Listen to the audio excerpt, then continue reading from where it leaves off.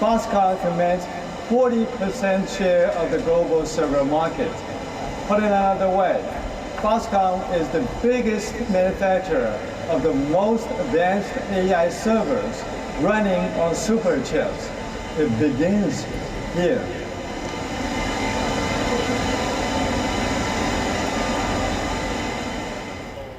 Oh, that's better. Welcome, everyone. Foxconn is celebrating 50 years this year. Thank you so much for joining us today. This鴻海Tech Day is a milestone. The past year has been all about artificial intelligence across industries and current events. AI is pervasive in what we do and how we see and what we talk about. AI has accelerated our imagination. This acceleration is coming as Foxconn is transforming. We are redefining ourselves with our three intelligent platforms. Defining ourselves with our three intelligent platforms. AI is driving our transformation, not for the sake of AI, but because it makes business sense for Foxconn. To kick off the first day of鴻海Tech Day, we have invited some good friends in clean technology, electromobility, and next-generation communications. To frame your understanding of what Foxconn is doing, we are the world's largest electronic manufacturing service provider. The unrivaled capabilities we bring to our global footprint, more than 200 locations across 24 countries, is being strengthened by our transformation. For example, Foxconn's automotive manufacturing facility and a supercomputing center, both in southern Taiwan, is all about automation and digital twin efficiencies. The supercomputing center will host the world's fastest ever superchip, assembled by Foxconn for one of the world's most well-known technology names. You know who I'm talking about. At鴻海Tech Day, you will see the very first mass-produced superchip-powered AI server rack in the world. This is all about smart manufacturing. Smart city is about next-generation communications, intelligent urban governance. These need an ecosystem in space. Since we met at鴻海Tech Day last year, 2 of our LEO satellites have been circled this planet more than 4,900 times. This year, we'll tell you how compelling collaboration in space will lead to innovative connectivity on the ground. Since 2021, at least one new electric vehicle has been unveiled at each鴻海Tech Day. Smart EVs. We won't disappoint you this year. The latest models, which you will see this morning, joins a terrific lineup of EVs, displaying our range and maturity in automotive development. The Model C, which the world saw for the first time in 2021, this year completed all 6 stages of the Asia cross-country rally in August. That's 2,100 kilometers over a week. This is Southeast Asia's largest rally and a real test of automotive endurance, safety, and reliability. I'll make some magic and you will see it on the floor in a minute. By the way, the non-racing model has been one of the best-selling passenger EVs in Taiwan. We're going to be talking about new energy in more than one way, with a slate of household names participating for the first time in the鴻海Tech Day. It is another compelling collaboration that we anticipate will lead to innovations in new energy.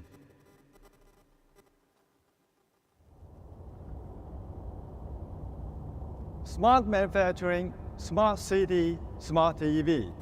The technology running through Foxconn's three major intelligent platforms is AI. We're applying AI to enhance what we do, and we're enabling AI with the products we make for our customers. Foxconn is accelerating your imagination. 接下来，我要带一位 VIP 来参加我们今年的鸿海科技日。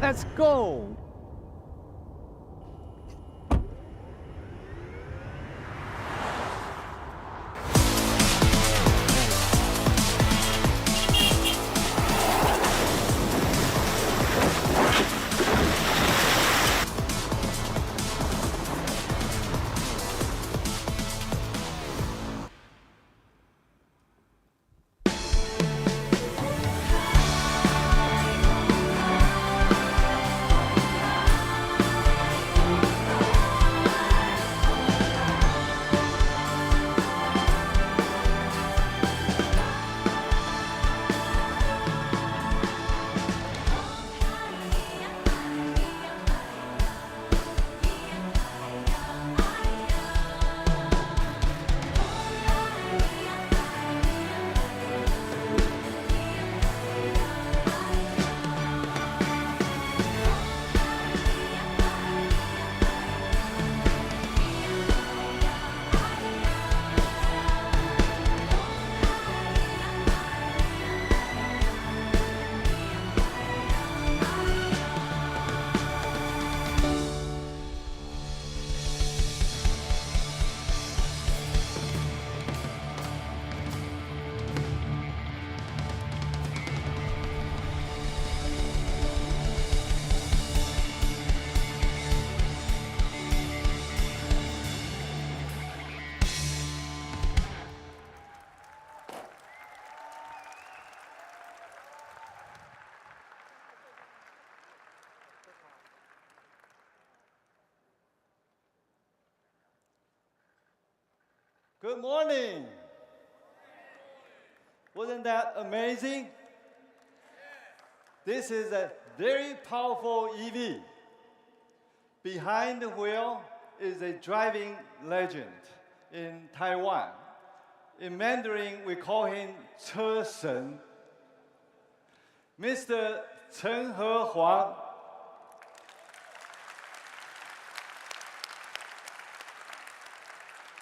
Put the Model C through its paces.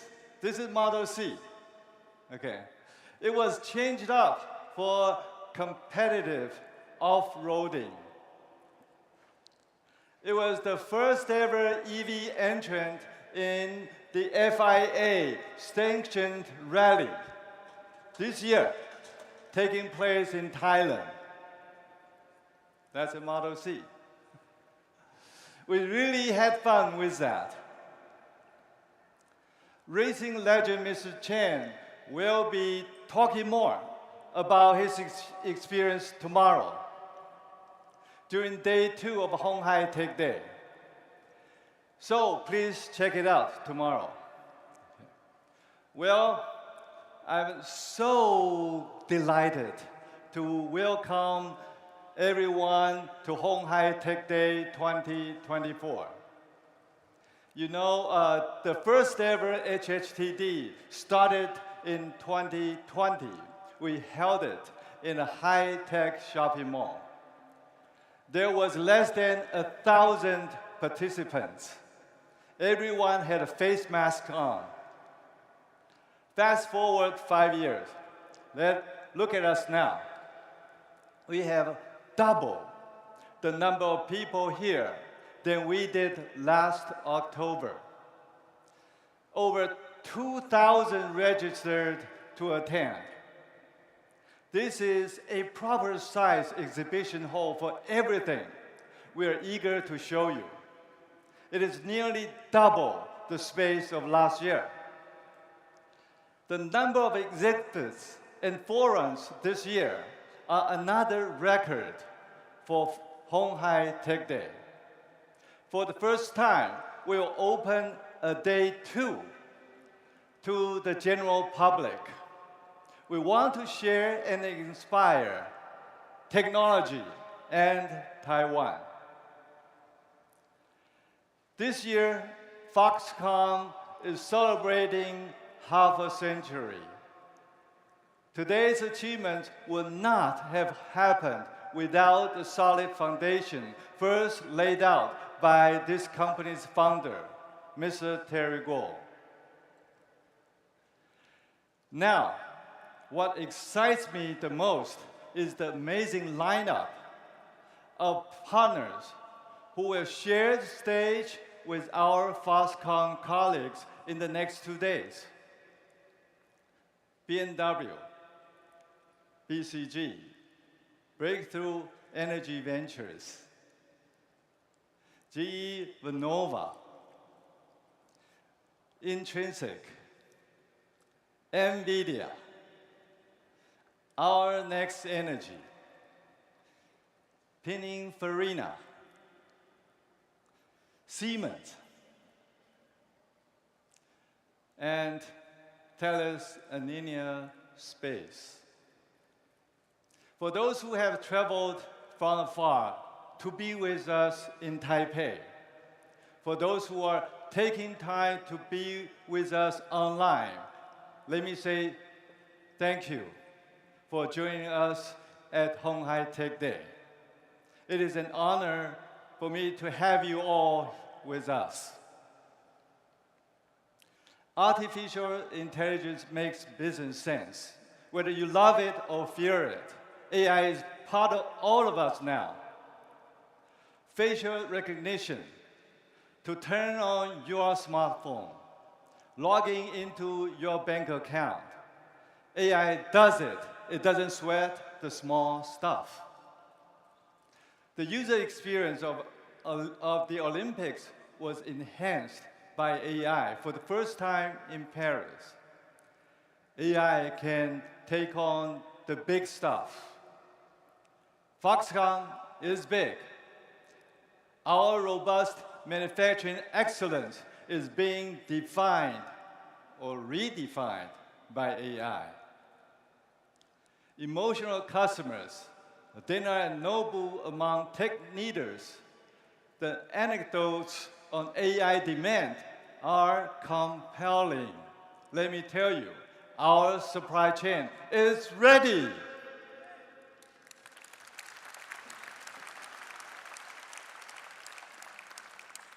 Our vertically integrated manufacturing capability also include the advanced liquid cooling and heat dissipation technologies necessary to complement the GB200 server infrastructure.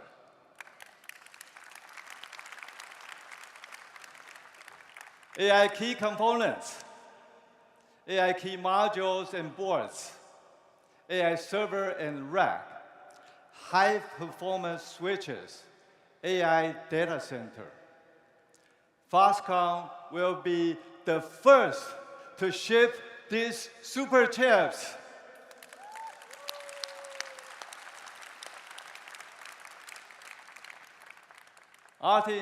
Artificial intelligence makes business sense. AI is embedded in automation. Automation is productivity. Our customers told us they want to see more automation. This is an almost one-fold increase in productivity when automation is deployed in our factories. Our automotive manufacturing facility, also in Kaohsiung, will be one of the group's benchmark AI factories. The site will utilize digital twin connected to cloud technologies. It will achieve collaboration between virtual and physical production lines. This AI revolution is not just happening for us in Taiwan. In the Americas and in Asia, across our facilities and in those being planned and those under construction. This year, Foxconn is celebrating half a century. This company, your most trusted and reliable partner, has grown from making connectors to systems to more complex core competencies. 3 intelligent platforms enabled by AI. We are a platform solutions provider. I hope you enjoy the conversations during the next 2 days. Thank you. Thank you, Chairman Liu, for making that magic happen from on-screen to in-person.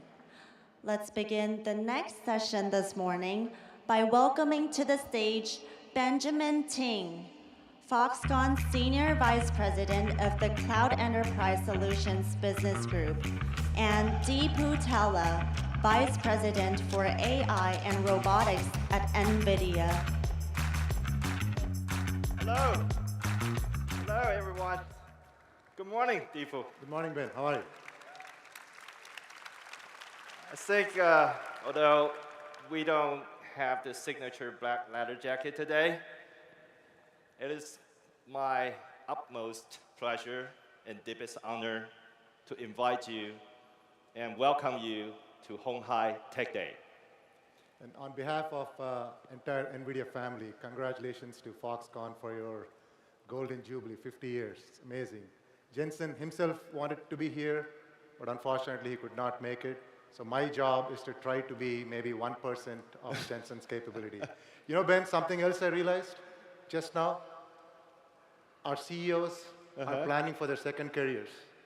Jensen, I don't know if you caught him, he threw the opening pitch in Taipei during Computex. He also threw the opening pitch in 2 baseball games. I guess he's trying to become a baseball pitcher. Now I see Yang getting ready to be a champion in the Dakar Rally next. Like our chairman just mentioned, this year is particularly special for the company. We're celebrating our 50th anniversary. So, this is a great milestone. We mark another important milestone for Foxconn. And we're so excited to share this moment with you, NVIDIA, and everyone here today, online, offline. Thank you. Welcome. Thank you. Okay, Deepu, let's kick off this session. Okay. I think everyone would agree. Without a doubt, NVIDIA has revolutionized the world of computing. Well, you imagine a world where computers can sync operations. Those are amazing. Those are well known. But there's one more thing. On this journey with NVIDIA, we're finding passion. Really, passion. That passion makes us 100% devote ourselves. That passion makes us to move at the speed of light. Passion. That's right, Ben. In fact, I've been coming to Taiwan for more than 15 years. And the thing that I noticed this year at Computex was, in the past, the whole industry used to think that Taiwan is very good at hardware, but they're not focused on software. But what I saw this year, not only is Taiwan going to be great at software, but actually at solutions and systems and putting together everything. And in fact, I've had the pleasure of working with Foxconn, of course, many of your teams. Yeah. Amazing engineers. You mentioned speed of light, the thinking as to start working on building towards solutions and not just about components. Right. And also, since you talked about, not just the hardware in Taiwan, actually within Foxconn, our chairman also mentioned that, we did, remember that we just passed our 50 mark. So what's the next? What's the next? So we're in the process of transforming the company. And also, our chairman has made an announcement earlier this year at Computex that we want to build our own Blackwell supercomputing data center. And that's the horsepower, that's the foundation of the 3 smart platforms that our chairman just mentioned. Smart manufacturing, smart EV, smart city. Smart manufacturing, it has been and will be one of the Foxconn's core competencies. Smart EV, fast rising star. The smart city, it will benefit everyone. Underneath, that's the supercomputing power. So we have committed, when it is done, it is going to be the most powerful supercomputer in Taiwan. Yeah. Since we talked about the smart platforms, I would like to introduce my colleague, Foxconn Chief Digital Officer, Dr. Shi Zhe, on the stage.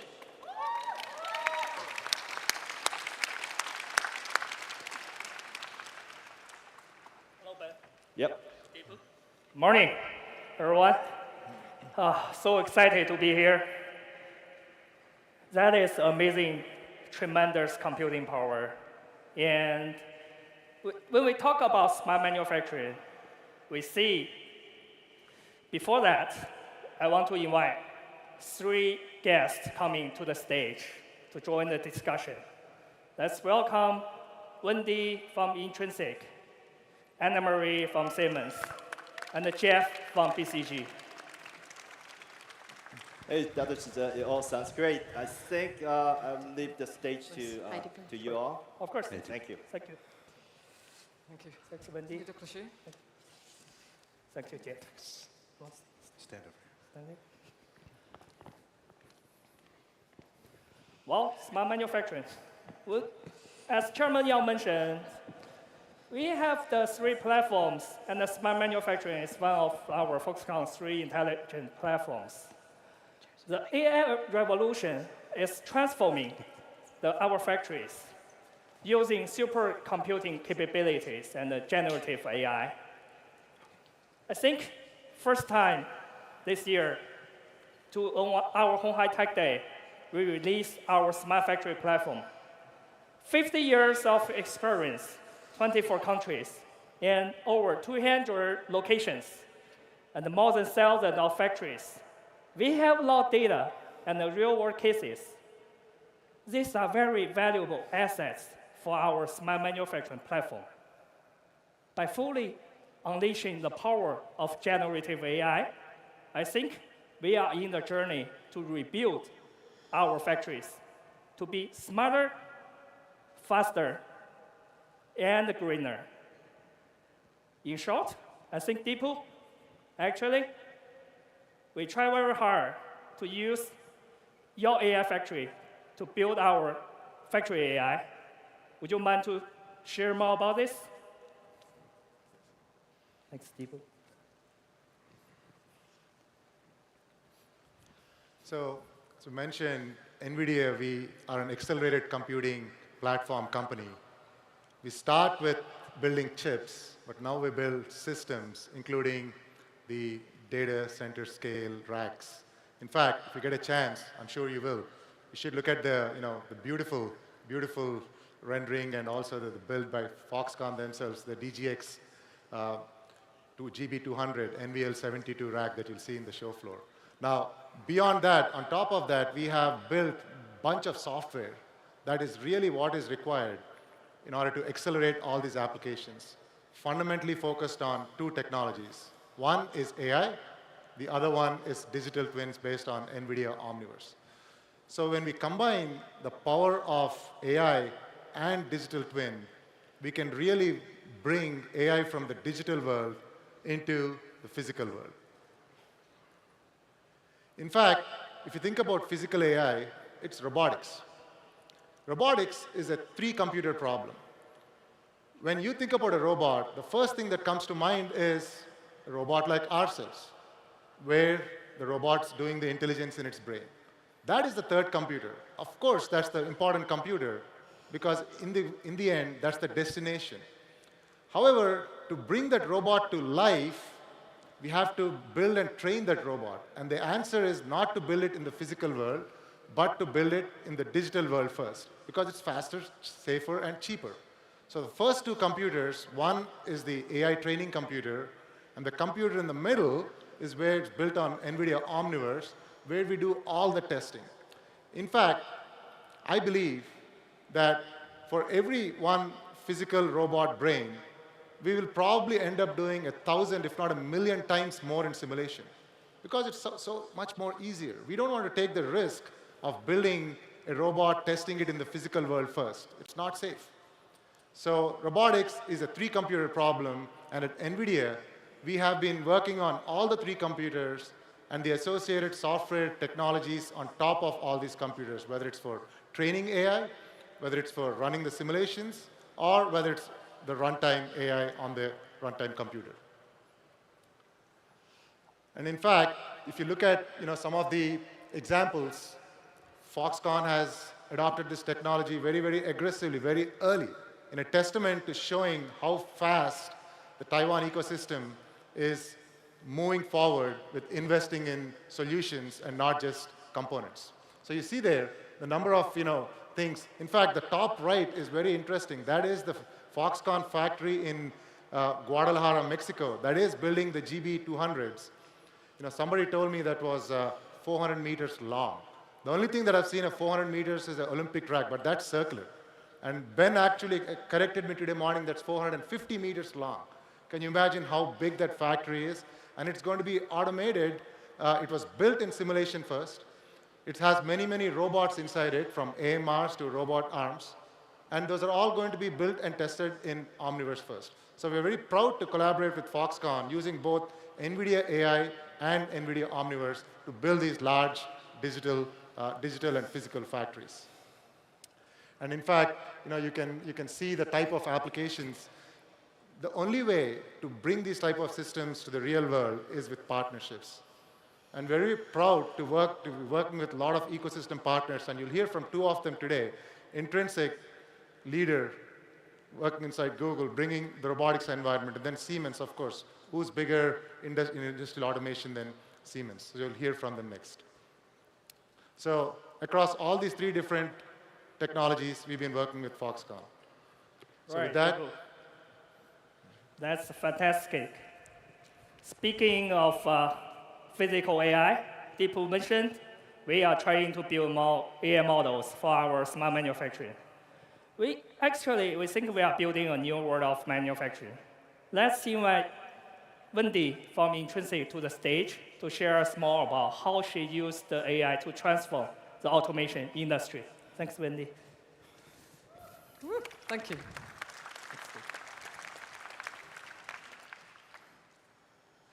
Hello, I'm Wendy Tan-White. I'm the CEO of Intrinsic.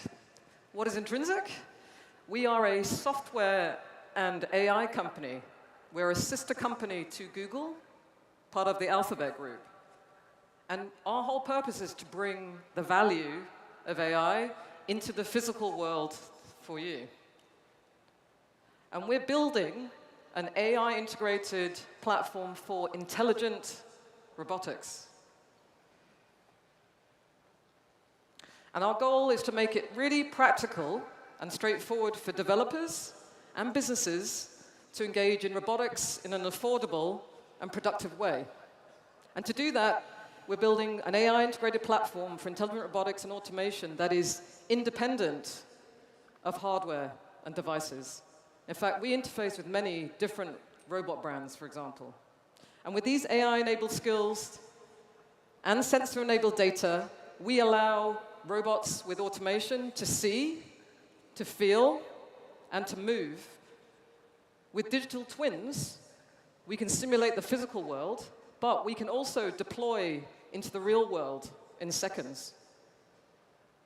And this is going to enable you to customize your processes so you can create more adaptive and reusable automation solutions.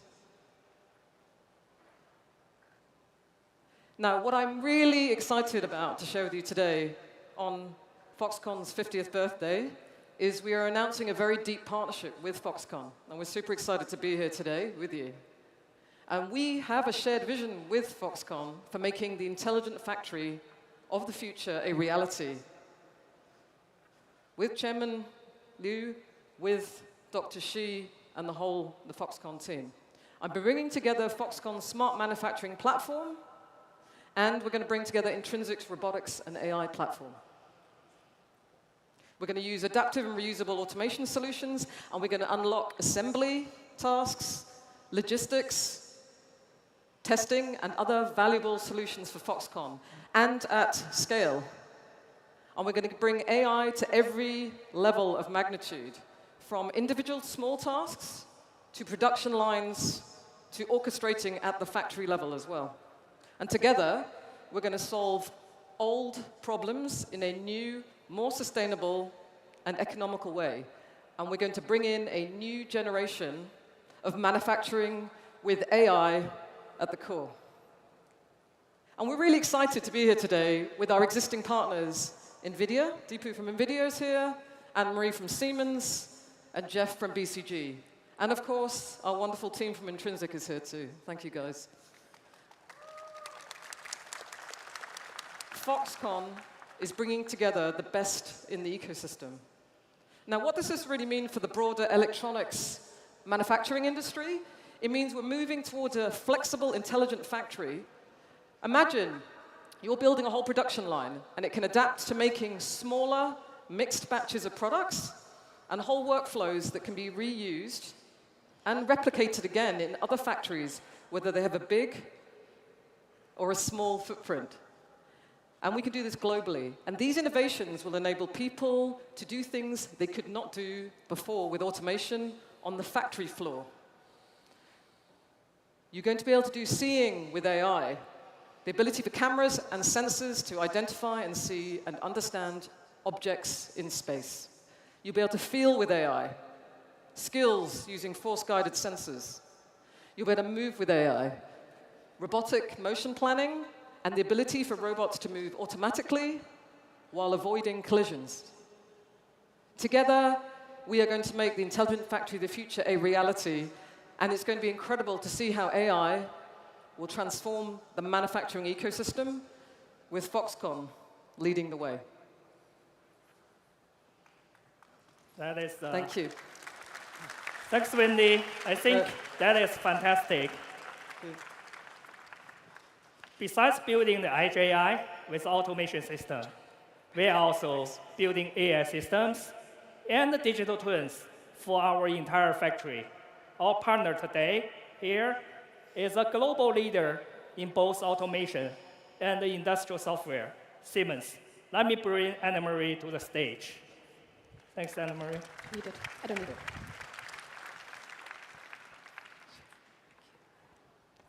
Thank you, Dr. Xi. It's an honor to be invited to Honghai Tech Day. At Siemens, we also believe in the potential of industrial AI. As the global leader of automation and industrial software, we are connecting the real and the virtual world with our digital twin technology, which is an integral part of the recently signed MOU between Honghai and Siemens. By using digital twins, we can create a virtual copy of a real factory. In this virtual factory, we can simulate changes to the production environment, processes, and equipment, rather than having to experiment with these complex processes in the real world. What makes our digital twin technology so powerful is that we feed it with real-time data generated by our automation hardware, thereby building a specific real-time replica of your production processes and creating an instant feedback loop. Powerful AI technologies are leveraged to enhance these simulations. So first, we optimize production in the virtual world before implementing the best model in the real world, saving you nerves, time, and money.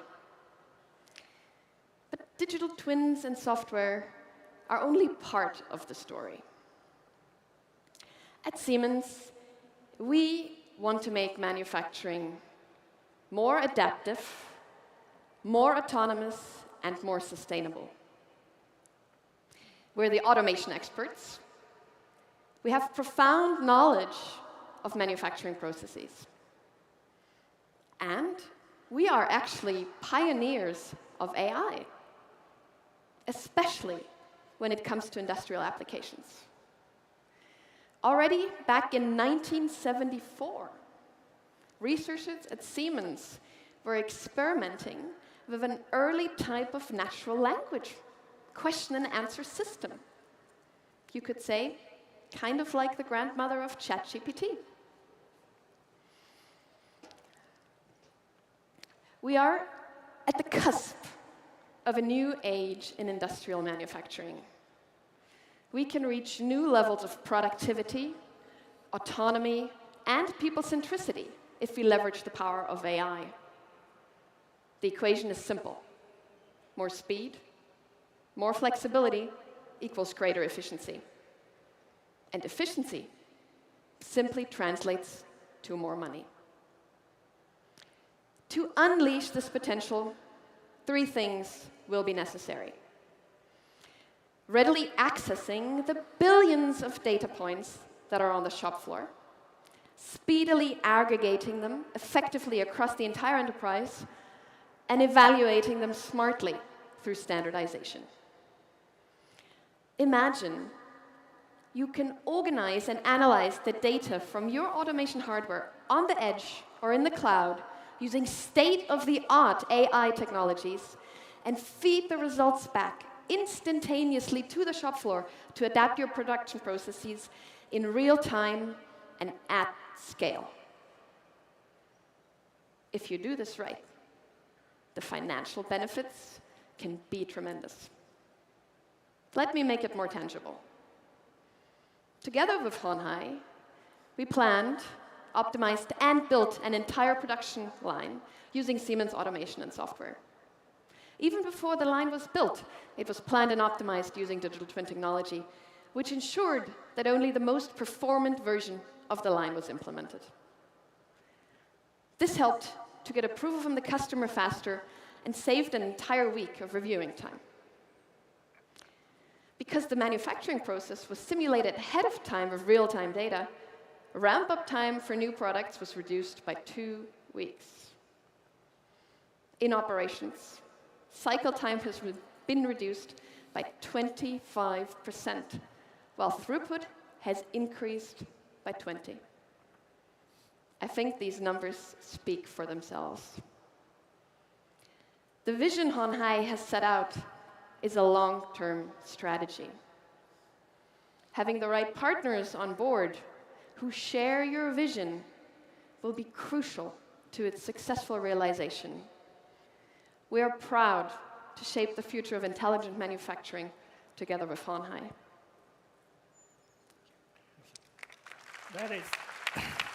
That is a very impressive achievement, Anne-Marie. Thank you. I cannot wait to see more generative AI in our manufacturing. Let me bring Jeff from BCG to talk about how the power of Gen AI in manufacturing. Thanks, Jeff. Thanks, Dr. Xu. It's a real pleasure to be here today at Honhai Tech Day. I come from BCG. We have a heritage, of course, in strategy, but manufacturing transformation, and are now the leading AI consultancy. We're very privileged to help Honhai Foxconn ensure that AI makes good business sense. AI is at the center of the transformation into a smart manufacturing platform. All the initiatives to incorporate the great technologies and partners that we're hearing about today, and you'll hear about this afternoon, are brought together in an initiative at Foxconn called Genesis. Genesis is about harnessing the power of AI and generative AI for manufacturing. Now, if we think about AI, what do you need to get real value? A few things are very important. Indeed, one needs great human expertise. One needs the right amount of compute. You need IT, OT architectures. But very critically, you need data to be differentiated. One of the great advantages that Foxconn has is arguably the world's leading and largest manufacturing data set, driven by the large footprint that we've been hearing about today. Now, those data, when combined with generative AI, but also machine learning, optimization, and other technologies, yield measurable impact in OEE, in throughput, in CapEx avoidance, and make good business sense. The factory of the future, as envisioned by Foxconn, is built upon three principles, which we call ASL.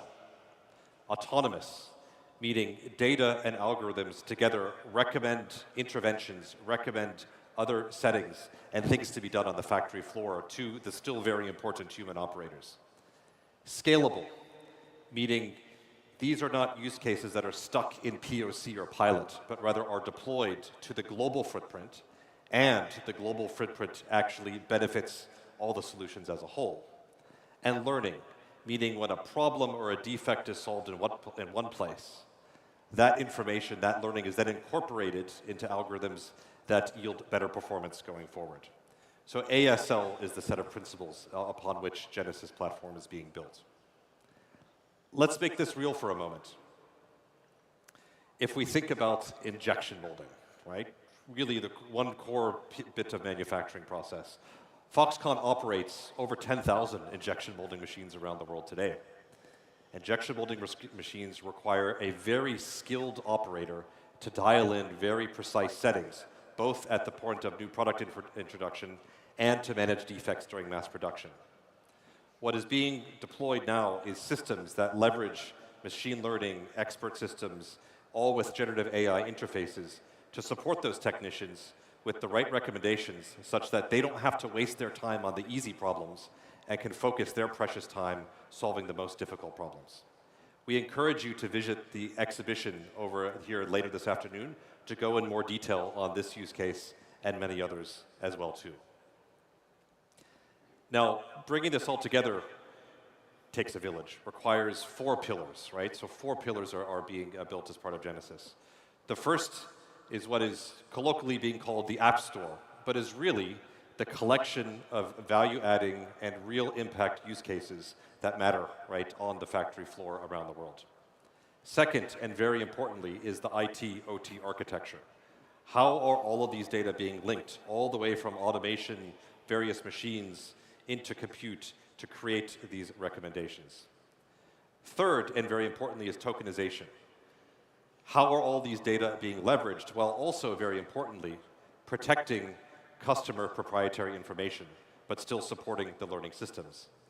And last but not least, of course, the ecosystem, because it requires, I'd say, best-in-class and best-in-world technologies, capabilities, and processes to make this work, and hence incorporating all the things that we've heard from NVIDIA, Intrinsic, and Siemens today.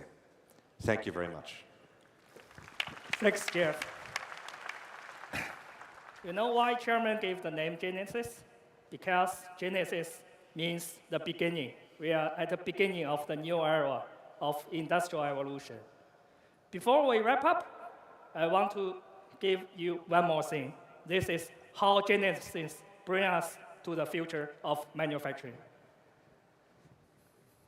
Foxconn has pioneered large-scale manufacturing for over 50 years. With 205 factories across 20 countries and over 900,000 employees, Foxconn generates an unparalleled amount of data every second. Going forward, we will use AI to aggregate knowledge and empower our human technicians to achieve higher efficiency. We call this initiative Genesis. Our goal is to develop factories that are autonomous, scalable, and learning. We are poised to lead the charge alongside our partners to overcome obstacles and to set new standards. We invite you to see our progress and innovation firsthand in today's鴻海Tech Day. Thanks.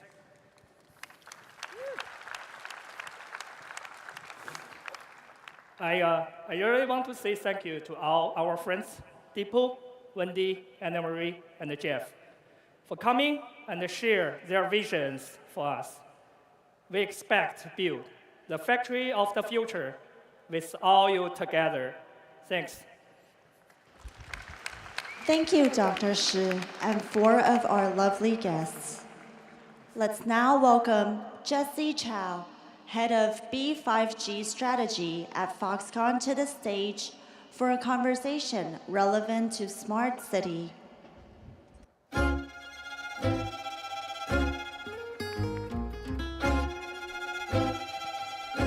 Morning, everyone. I'm Jesse. I think that was a very inspiring panel from Dr. Shi. Thank you.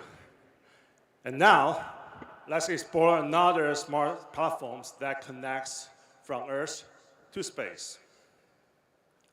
Last year, we achieved our first milestone by launching our 2 Pearl CubeSat into low Earth orbit.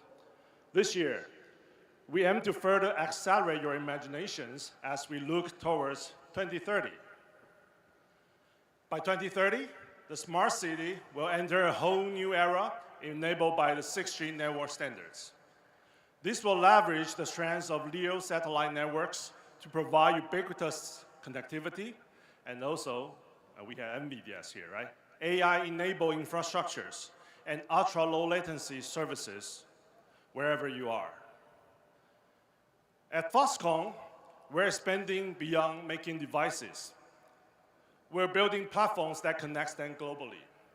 We're creating a network of satellites to link smart factories, cities, and soon, the smart AVs. To achieve that, Foxconn cannot do it alone. We need a strong partner. To tell you more, let's welcome one of my good friends from Thales Alenia Space, Didier Labouche. Hello. Very happy to be here. Yeah, thank you, Didier. Didier, thank you for coming all the way from France. Would you like to give us, our audience, a quick overview of what your company does? Yes, thank you, Jesse. So my company, Thales Alenia Space, is a joint venture between 2 big groups in Europe, specialized in electronics, in cybersecurity, in aeronautics, and defense.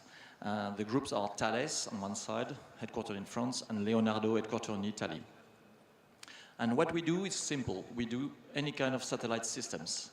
You can see here from low Earth orbit satellites, very close to the Earth, to medium orbit satellites like Galileo, the French or European GPS, and up to geostationary satellites and robots to explore the universe.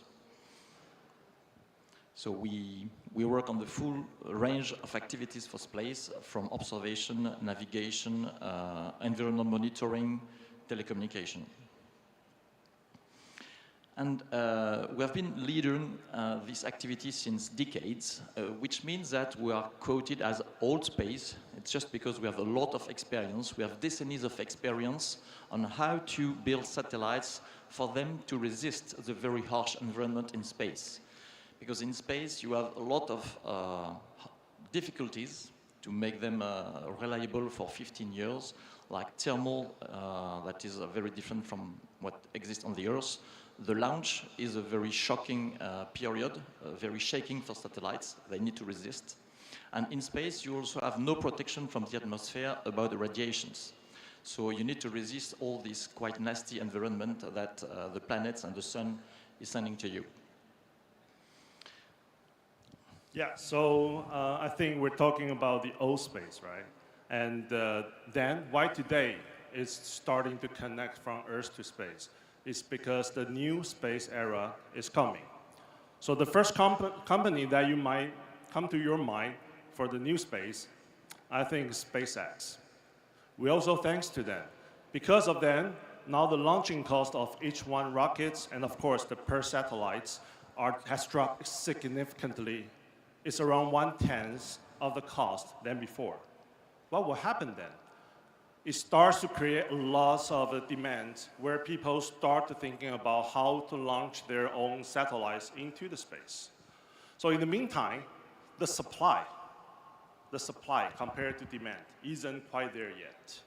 Today, it's still mostly handcrafted in the factories for each one of these satellites product.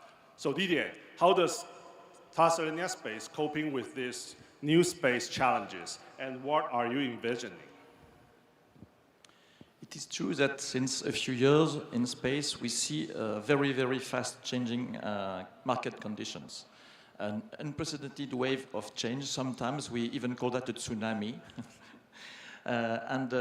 Because the service you can deliver from space are attracting newcomers and not small players, big players like Apple, like OneWeb, like Amazon, that are now interested by this quite funny environment of space because they just bring services and they can deliver nice services to the people.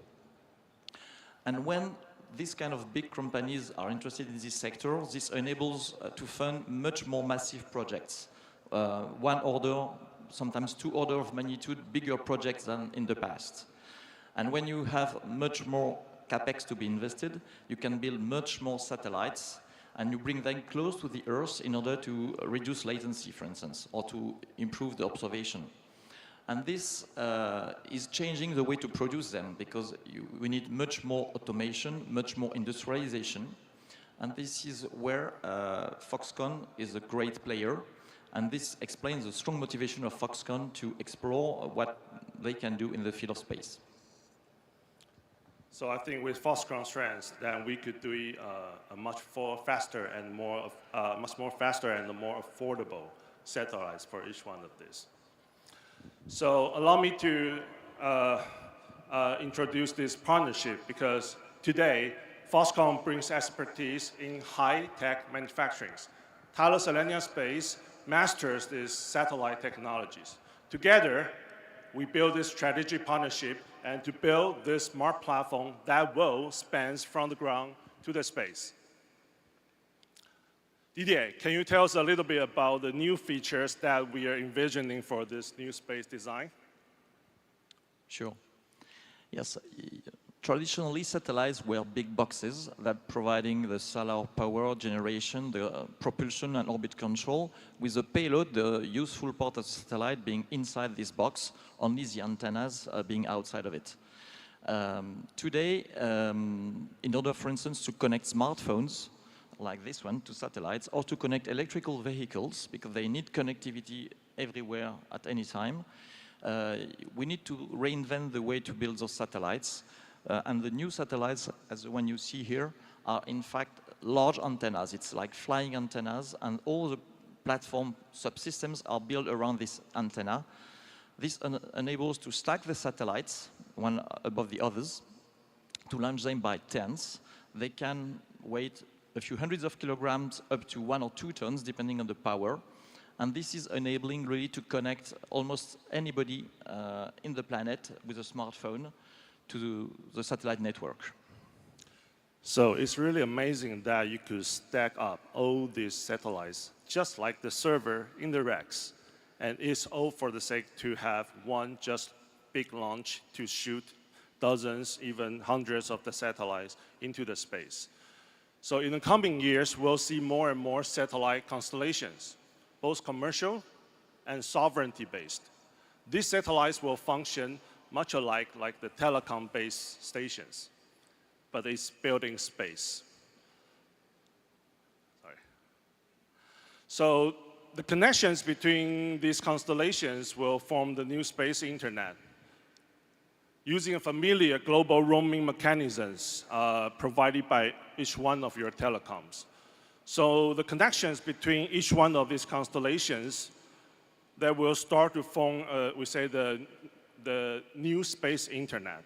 And this new space platform will provide seamless connectivity worldwide.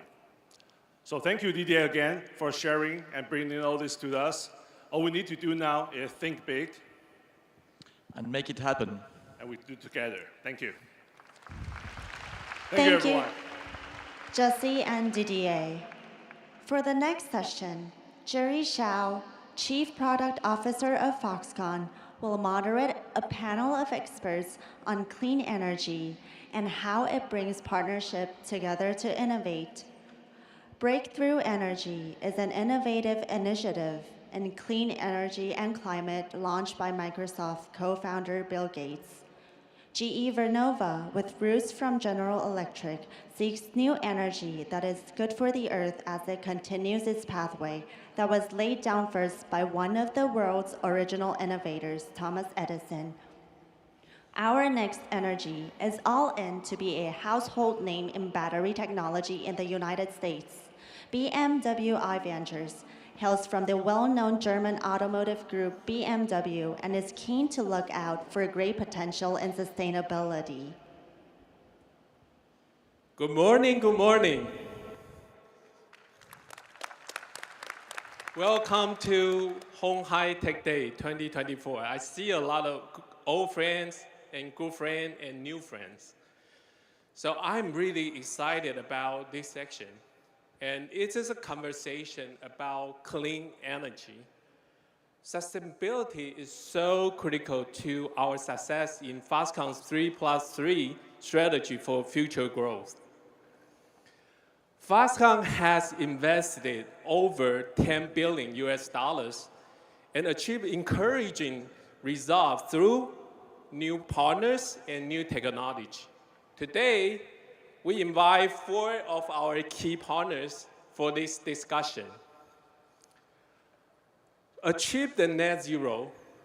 We are building a team here and going to do great stuff, not only for next decade, next century, or not just next year. So we're working so hard together. This will be a lightning round of insights. I would like to ask each executive on the stage to share with our audience 3 insights. First, why you are here at鴻海Tech Day. The second, what is your connection to Foxconn? Lastly, what is the key takeaway in clean energy you want this audience to remember? Why don't we have Libby start, then you hand over to Roger, then Majid will follow. Finally, we have Marcus. Libby, floor is yours.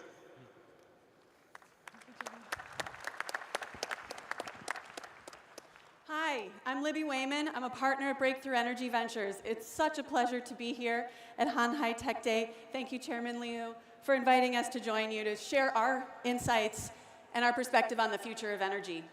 Breakthrough Energy was founded by Bill Gates nearly 10 years ago to invest in the companies that can accelerate our transition to a clean economy. It's our thesis that the companies that can accelerate this transition will not only make enormous impact, but will be the leaders of the future of industry. To date, we've invested in over 160 companies that embody this thesis. And we invest in this space because energy is prosperity. It's what powers us, what moves us, what makes things, what shelters us, and what feeds the world. And each one of these sectors is poised for transformation, powered by innovation to address climate change. Today, I'll share with you some key insights on just 2 of these sectors. The electric grid is the largest machine on Earth, and it is expected to expand by 4 times to accommodate new demands and the clean economy. For example, AI, we've heard a lot about this morning. It already consumes 2% of global electricity production, and this is expected to double in the next 2 years and to continue to double with the expansion of AI. Electric vehicles today actually only consume about 0.5% of global electricity generation, yet this is expected to expand by 20 times in the next 10 years. And electricity will be generated in new ways. Today, over 75% of new capacity added to the grid is from solar and wind, yet only 15% of electricity that's actually generated is from renewable sources. This means that this growth will continue for decades to come as renewables displace other sources of electricity production. However, significant barriers still remain to fully decarbonizing electricity production. First, we need dispatchability. That means getting electricity when and where we need it. We also need base load power because solar and wind aren't always available when and where you need them. One of the most promising technologies for baseload power is actually fusion. After decades of research, scientists have now demonstrated net positive electricity production from a fusion reaction. And on the left is a view of a fusion reactor that is now being scaled up to a commercially relevant scale outside of Boston, Massachusetts. Dispatchability, getting electricity when and where we need it, will be enabled by expanding transmission and deploying significant amounts of electricity storage. All of these sectors represent enormous opportunities to address climate change and also for economic growth. Transportation is another sector that's on a similar trajectory. In 2023, 14 million electric vehicles were sold. This is a 35% increase over the previous year and a 600% increase over 5 years. Yet, there are significantly more internal combustion engine vehicles on the road. All of this growth has brought the global fleet of electric vehicles up to 40 million vehicles, and there are 1.5 billion internal combustion engine vehicles on the road today. That means this sector will grow for decades to come as internal combustion engine vehicles are replaced by EVs. Yet this growth has barriers as well: cost, range, materials availability, and battery safety. The companies that develop and scale battery technologies to address these barriers will not only make impact on climate change here, but will also be poised to lead in this enormous growth market. The road ahead will not always be smooth. There will be challenges.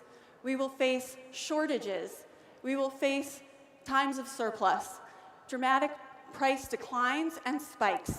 Yet the companies that persevere and invest in discovery, development, and deployment of clean energy technologies will not only make a global impact on climate change, but will also be poised to be leaders of the future. And we look forward to expanding collaborations to bring these technologies to global scale manufacturing. And now I'd like to invite Roger Martella from GE Vernova to the stage to share with us how GE sees these opportunities.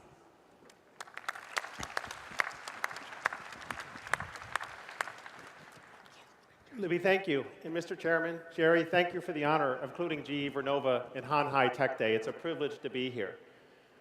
When Thomas Edison invented the light bulb and founded General Electric, he started the first electrification revolution. And in the 130 years since, the inventions he created, the companies he built, have lifted up the quality of life for billions of people around the planet. But today, we're at the beginning of a new revolution, a clean energy revolution. An energy revolution focused on electrifying the planet, decarbonizing the energy sector, and sustainable economic development for everyone. But this time, GE cannot do it alone. We're going to lead this clean energy revolution together with our partners, one of the most important of which globally is Foxconn. So it's an honor for us to be here. And with that, I would love to introduce our CEO, Scott Strazik, to share what GE Vernova is doing and how we're collaborating with Foxconn. So if we could please share Scott's video.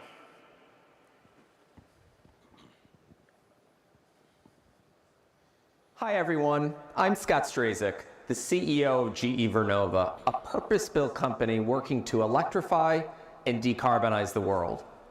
Thank you to Foxconn for the honor to participate in this year's Hanhai Tech Day.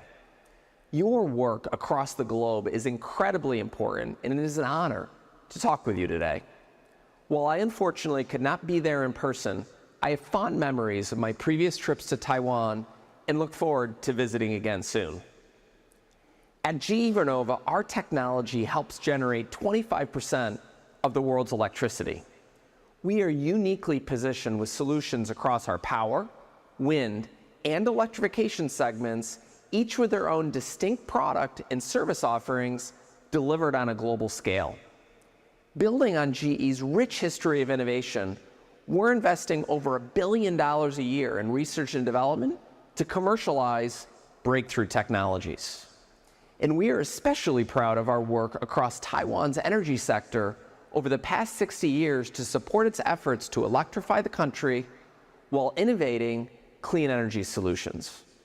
Our 200+ employees in Taiwan are motivated and well-positioned to support the government today, best evidenced with almost 10 gigawatts of new gas power awards we have received since 2019 that we are currently installing and commissioning. We value Foxconn's leadership for Taiwan and the world. The work that Foxconn and its partners do is lifting up the quality of life for people everywhere, catalyzing global economic development and innovating cutting-edge technology.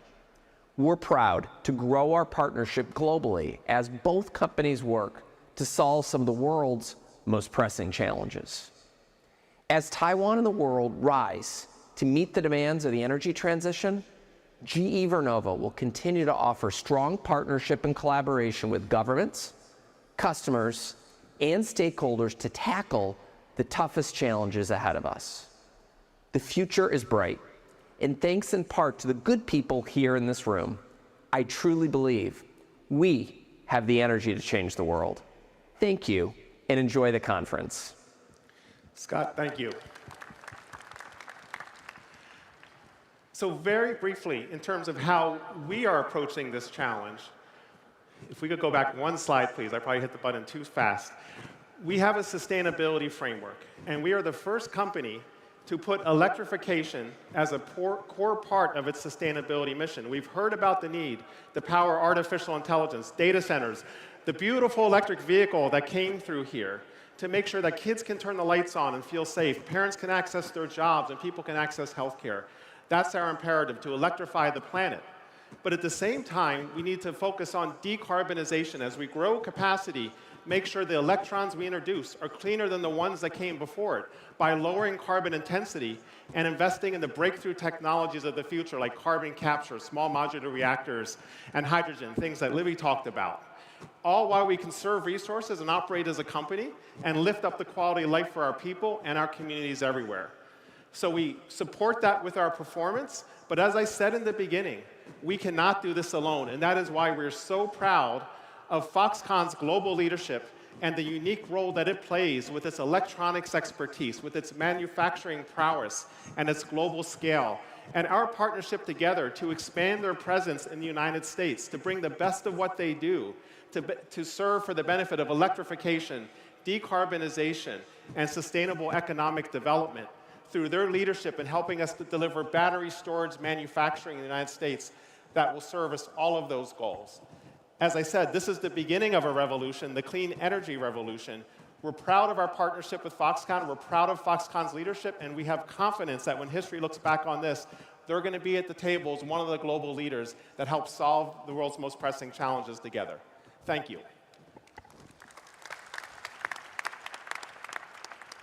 Thank you, Roger. Thank you very much, Roger. And it's a pleasure to be here at Honhai Tech Day to share this vision that GE just expressed. Now, as Jerry has brought us together in partnership with Foxconn, it's inspiring to witness Chairman Liu's 3+3 vision in action. The electric vehicles that you have on display are truly remarkable. We want to position ourselves with Foxconn to become a global leader in electrification. As One and Foxconn has started working together, we established 3 points of commonality. Our vision at One is simple.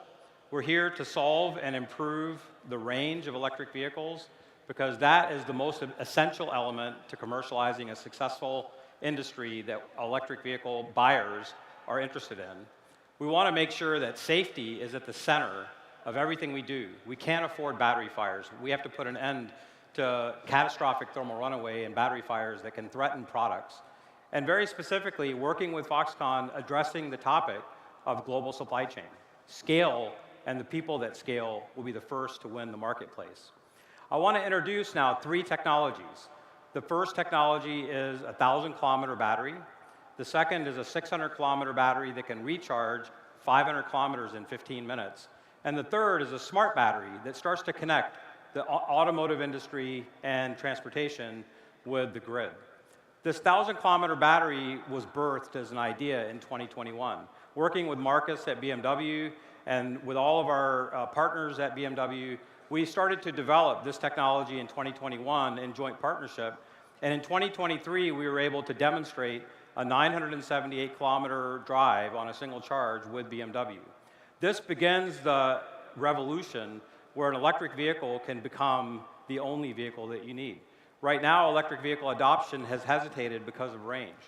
As we start to develop our strategies for electrification, we have to deal with the topic of battery fires. It is not acceptable that you have recalls that can threaten the business viability, that you have cargo ships with EV fires that can threaten insurance industries' willingness to ship batteries and electric vehicles across the oceans, and that you can threaten apartment buildings with battery fires in garages. These are topics that one deeply cares about in the development of technologies that can solve and make sure that energy transition is successful. Now, our battery technologies, if you go back to around 2020, leading developers of LFP or iron-based battery technologies in China had achieved about 400 kilometers of range with a safer battery that was lower cost and had a more durable supply chain. But that was not sufficient for the Western markets. The Western markets had set the bar at around 500 or more kilometers of range.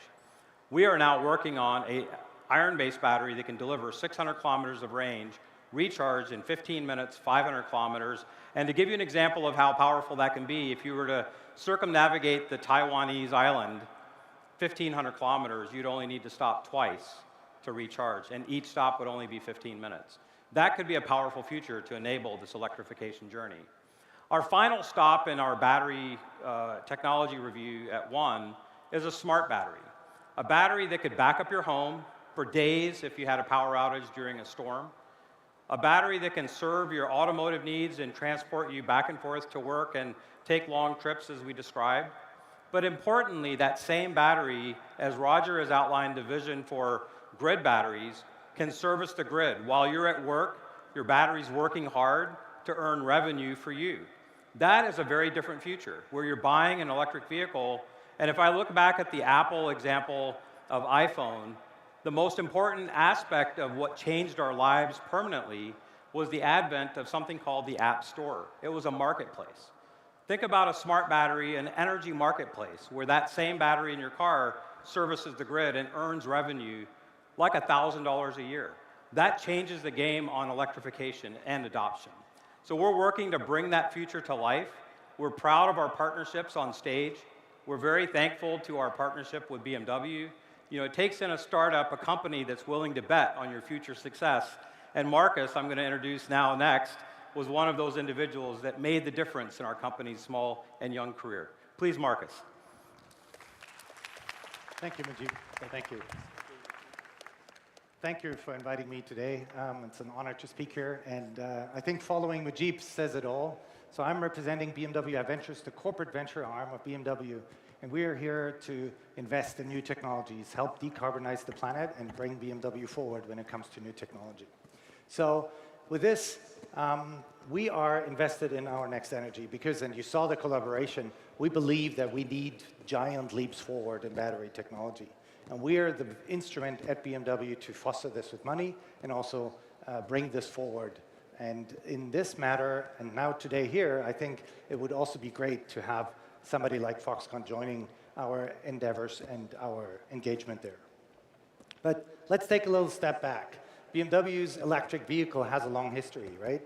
So a little bit more than the 50 years ago that we're celebrating here today, there was the first electric vehicle at the Olympic Games in Munich leading the marathon race. So you don't have any fumes exiting the leading vehicle. You had an electric vehicle leading the marathon race. And you might remember the i8, the first hybrid sports car, and the i3 as a pinnacle of technology and electrification in the beginning.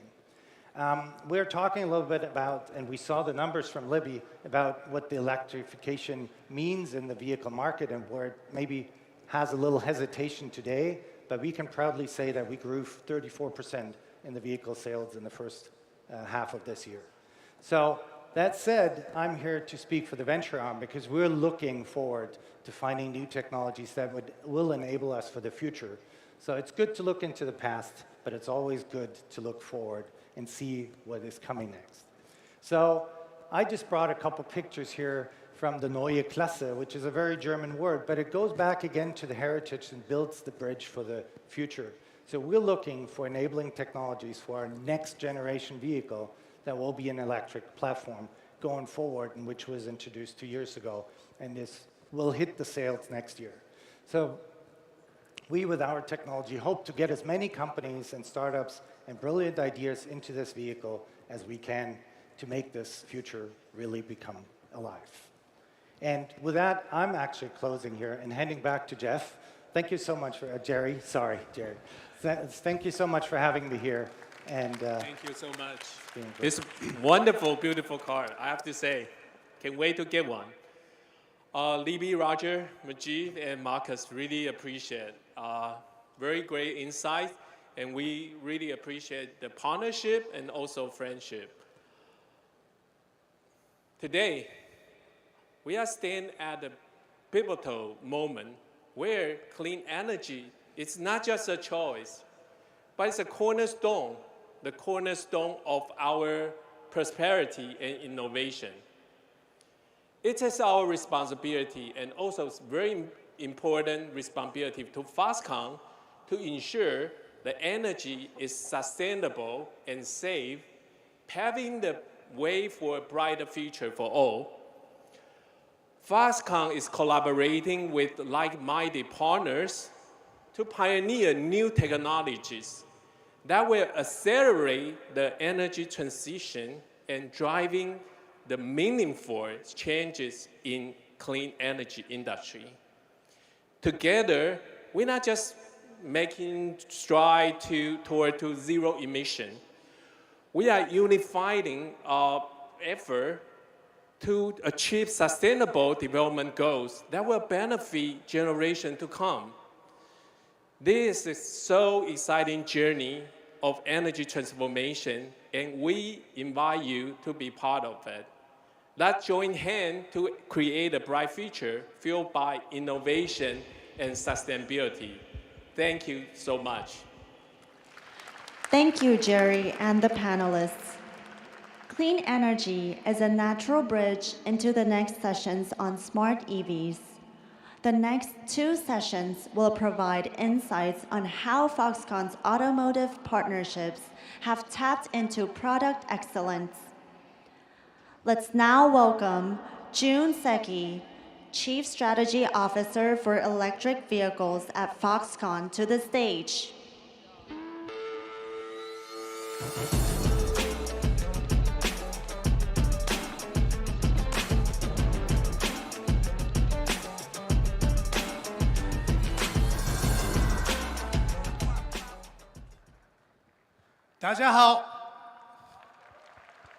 Guten Morgen, bonjour, and ohayo gozaimasu.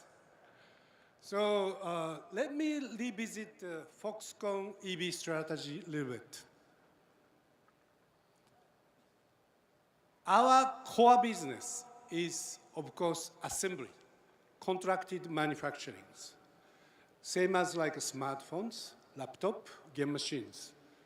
But thinking about EV business, we needed a little punchy spice. That is DMS. D for design. Why we need a design service together with assembly service? Because when we look at the EV market, we are seeing many non-auto EV players. Of course, they don't have EVs. And also, even traditional OEMs, sometimes they need lineups from us to make time to market shorter, investment market smaller. So that's why we have a CDMS together with CMS. Then after my sessions, 3 new car comings, and then those are extending our business for more flexibility to customers. And also, we do this design service for component side. From left-hand side, you see components, module, and platforms, and also even after sales. After sales is mainly like a charger, energy storage. we do provide manufacturing service together with design service for this. But we don't have to do these components, everything by ourselves. Organic is very important, but efficiently having a partner is even more efficient. So, you know this right-hand side guy is very famous, our chairman. Left-hand side guy, Dr. Crane Holger, CEO of ZF, was on this stage with me last year Honghai Tech Days. And he said, we make a joint venture together with Foxconn in 24. Actually, we did. As you see, May 1st, we newly established ZF, Foxconn, chassis, modules. We need a new name, it's too long. Let me shorten the ZF Foxconn. So now, I want to invite our new families.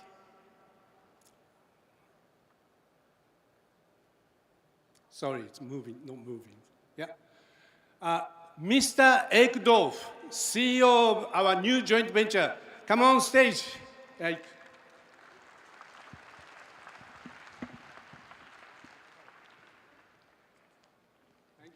Thank you. Thank you. So, Ek, this is your first time for our Honghai Tech Days. Yeah? Yes. How do you feel? It's amazing. It's really a great show, great honor to be here, and learning a lot, very inspiring sessions up to now. Yeah. So many people. Yes. Probably we must worry about food court after this session. Okay, so first, can you provide the outline of our joint venture? Okay, our company, essentially everybody knows what Foxconn does for the mobile phones, right? So what we do for the automotive industry is exactly the same. We provide axle and chassis systems for the automotive players of the world, the premium manufacturers. You see the brands located here. We have about 3,500 people worldwide in 27 locations over 13 countries.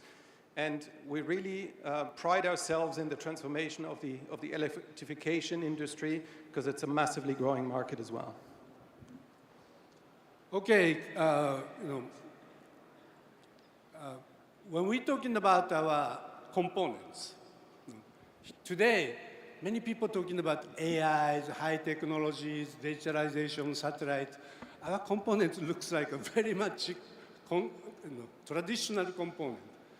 Under this digitalization world, can you explain us why market is focusing this product, why you are growing so fast? Okay. I want to introduce the growth pattern that we have in our industry is driven by two main trends that you see everywhere in the automotive industry. One is the electrification trend. So our products and services are getting much more valuable as we speak, and we drive that really forward. And the second driver is the outsourcing trend itself. So where the OE manufacturers are focusing on their differentiation, on their powertrains, on their differentiation between the different players in the market and give more content to other players. And so that is what is really driving the growth of the market. Yeah. You know, always in-source, outsource is repeating, but nowadays, you are right. Those hardware-based components become more outsourced, software becoming maybe in-source. Yeah. So under that market, can you tell us your vision for future? Okay. My objective as a CEO of this company is to outperform the growth of the market. You know, we see that the market is doubling. We also want to drive that. We've recently announced that we want to increase our revenues from 4 to 8 billion over the next years. And this does not even include any of the Foxconn vehicle opportunities that we may talk about in the future as well. So this is really the drive where we want to gain more market share and really make a big step into the market as well going forward. Very good. 8 billion minimum. Yes. Thank you. Yes. Okay. So short, but please close our session. Okay. So at the end, you know, our drive in this industry is really driven by the rigorous focus on accountability and safety. Let's not forget it's safety critical products that we make. Very important that we do this.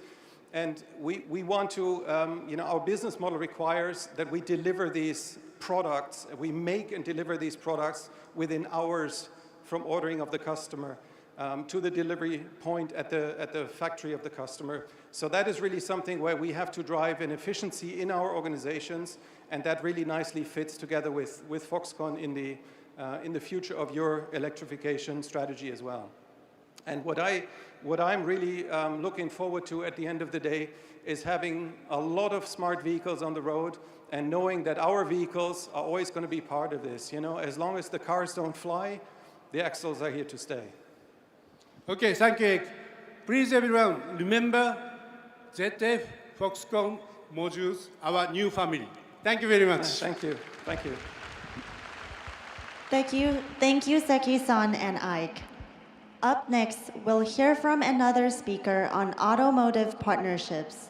Hailing from Italy, Pininfarina is truly a master class in design. Let's welcome Felix Kilbertus, Chief Creative Officer of Pininfarina, to the stage.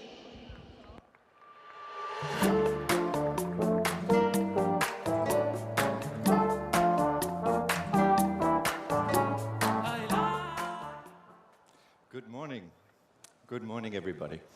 I'm excited to be here with you today at this incredible event. My name is Felix Kilbertus, and I have the privilege to serve as the Chief Creative Officer at Pininfarina.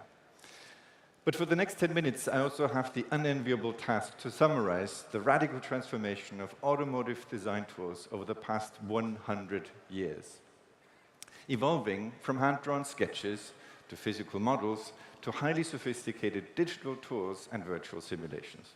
But let's start at the beginning.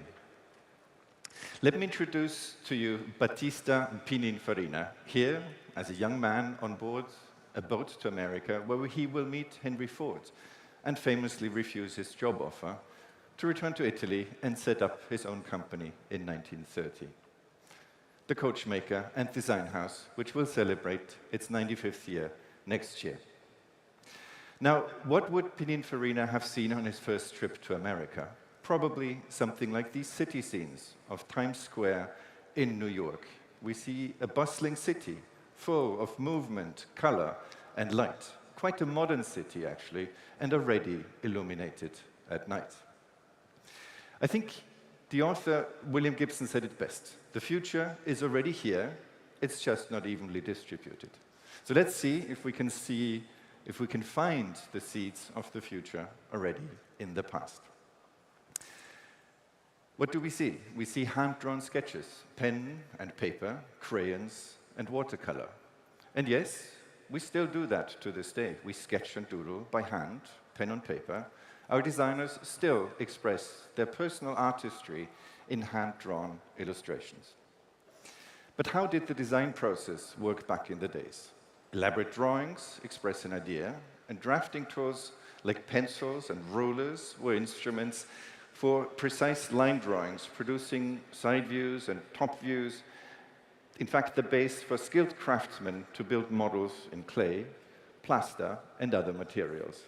And as you can imagine, design changes were slow and labor-intensive. Some of the most beautiful cars were designed with our hands, like the Cisitalia, now part of the permanent collection at the MoMA in New York. This was the era of sensual shapes, deeply rooted in craft, still analog and built by hand, made in factories without robots. In fact, only science fiction writers like Isaac Asimov could imagine robots and space travel, or intelligent machines traveling in space. The 3 laws of robotics were actually an influential byproduct of his short stories. But imagining the future is also designing with your mind. Moving into the 1960s, designers were capturing the potential of revolutionary materials for new shapes, like fiberglass, synthetic foams, plastics to replace wood and sheet metal, and to use color where chrome was needed before. And new drawing techniques, markers, colorful paper gave rise to a new level of artistic expressivity. However, the process behind remained largely the same: a drawing, an elaborate model, and sections to build a full-size prototype by hand. These master sections were then printed on big sheets of paper.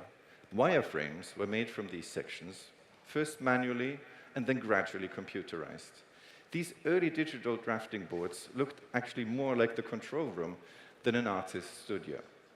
And this was perhaps not a coincidence, because similar technology was used by the Apollo program at the same time. In fact, never have, or rarely has, popular imagination and cutting-edge design been so closely aligned. This really looked more spaceship than road car. In fact, visionary filmmakers like Stanley Kubrick used the same aesthetic for 2001: A Space Odyssey, released, in fact, the year before the moon landing. And this film was most remarkable for the first believable depiction of artificial intelligence. Unfortunately, HAL 9000, the supercomputer in charge of navigation and mission control, proved somewhat hostile to human interests. George Lucas depicted an altogether friendlier AI in the shape of a helpful robot, a loyal wingman named R2-D2. And as a kid growing up in the 1980s, I was very impressed with KITT, a car that could not only drive itself, but also speak. Level 5 autonomous drive and voice control, actually complicated words that I learned much, much later. Now, all of this to say that while the vision was there, however, apart from smarter and maybe a more advanced look, cars of the 1980s still were far from intelligent. Also, the design process was still largely a manual business. Sketches, a side view, a model. However, more modern materials did influence new solutions, like the flush integrated lamps, for example, and so did aerodynamics. The use of wind tunnels for aerodynamic testing became even more prominent, but still required physical models to evaluate airflow. Now, the real revolution was the onset of digital design tools. Photoshop, of course, 3D modeling software, and visualization completely changed the way we worked in the 2000s.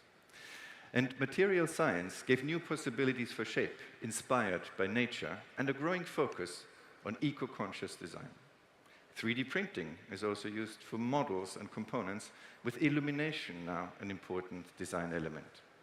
And in fact, the first generation iPhone coincides with a complete transformation of interior design, with the arrival of screens and touch screens and powerful connectivity, bringing navigation and in-car entertainment. Digital modeling, by this time, now became truly usable, allowing our designers to render photorealistic images of their designs. We take that for granted today, but 20 years ago, this was revolutionary. Designers could now make quick changes, visualizing cars from multiple angles. And can you tell the difference to this image here? This is a photograph of the actual prototype, built with computerized milling and additive manufacturing. This enabled the faithful transition from digital to physical. Even the package itself became interactive and fully 3D. Such parametric models, where dimensions and constraints could be easily adjusted, provided more flexibility for packaging.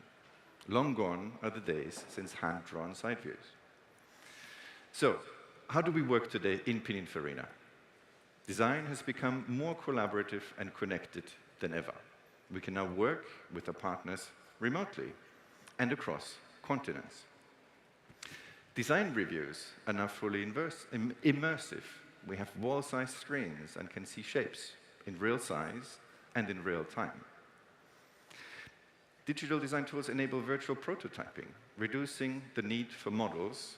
The engineers and the designers now run simulations for aerodynamics or crash requirements in parallel, therefore saving time. UX and UI design becomes the new frontier. We now need to answer new questions and work in new ways. We not only have to design shapes, but also interaction, motion, and human-machine interfaces. These powerful tools allow us to shape technology around human needs, and all that long before physical models are made. So, at the beginning of a new project, how do we start a new journey? Our craftsmanship is now digital as well as manual. From the beginning, our creatives use a mix of 2D and 3D digital tools. And in fact, there's a shift in the role of the designer from the generator of ideas to an editor of ideas. Here, AI also opens a new frontier in achieving better quality faster. Also, we can now turn 2D images directly into animations, helping enormously in communicating ideas. So, this means that fewer people can achieve more, but need to learn to become better editors. It is more important than ever to select the right solutions and to ask the right questions. In fact, where I find the biggest impact in our workflow is in understanding better who we design for and to anticipate people's needs. Never before was it possible to create hyper-realistic images of our future users with a few text prompts. This is unprecedented and allows us to really put the human back in the center. Now, as we've seen over the last few minutes, many visions from science fiction and art have become today's reality. We have more and better tools than ever, and we use all of them, our hands and our minds. And we're looking forward to more advanced materials and are excited about the promise and challenge of AI and robotics for mobility. And as we keep our minds open and pay attention to a new generation of artists and visionaries for seeds of the future, we will remember to always put the human needs at the center of everything we design. Because at Pininfarina, we believe that design is a method and a mindset. In fact, it is the instrument to humanize innovation. Thank you very much. Thank you, Felix. The next three speakers will now lead us through some exciting new developments in electric vehicles. Let us first welcome Andy Lee, CEO of Foxtron, to the stage.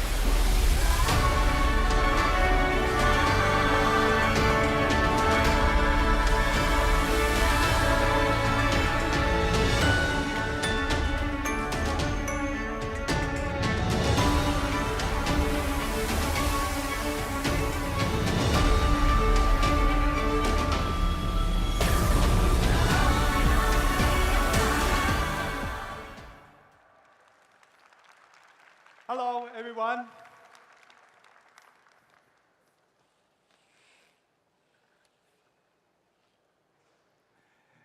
You must be wondering what this vehicle is all about.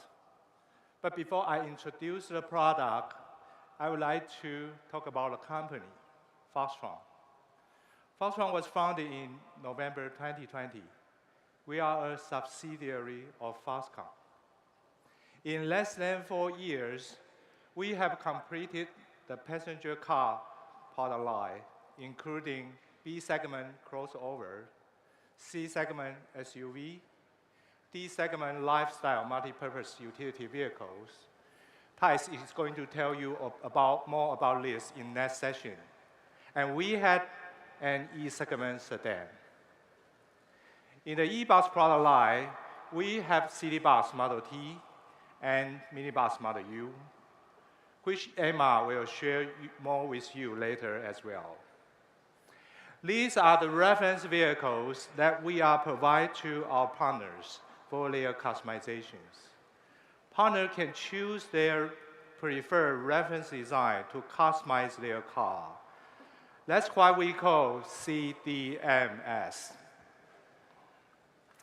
Under the modular platform, we are able to combine the hardware module flexibly.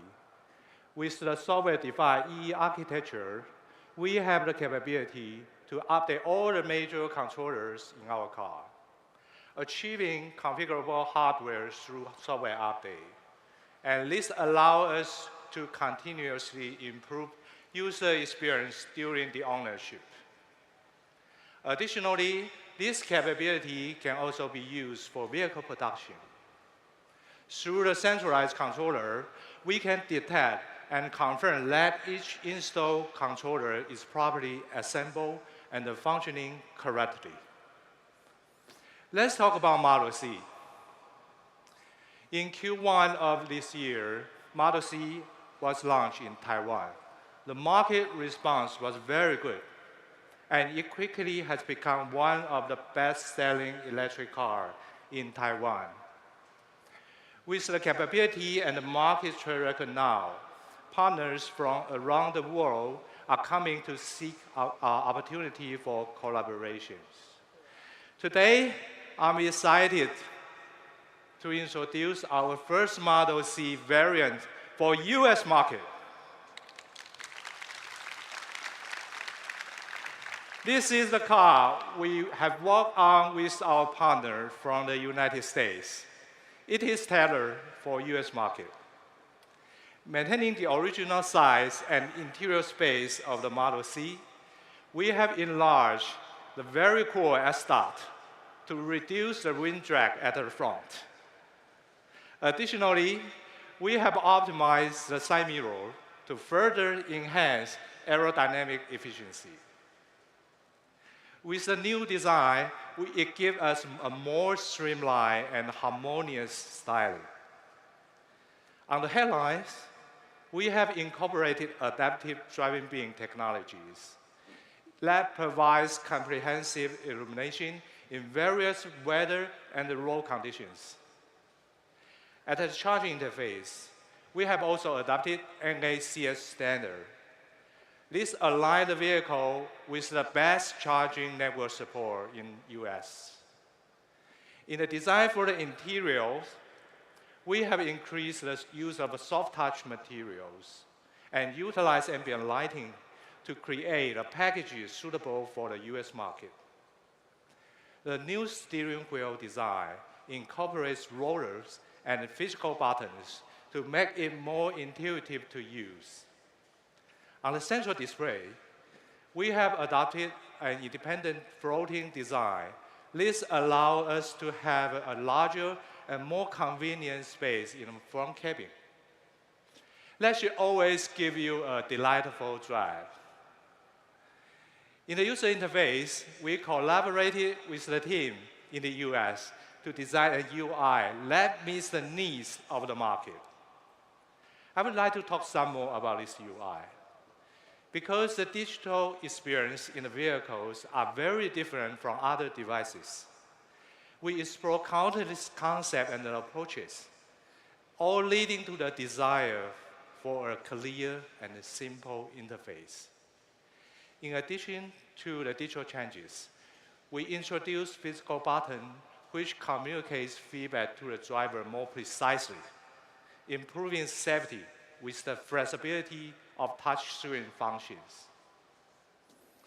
The Model C, designed together with our American partners, specifically for the US market, we are launching at the end of 2025.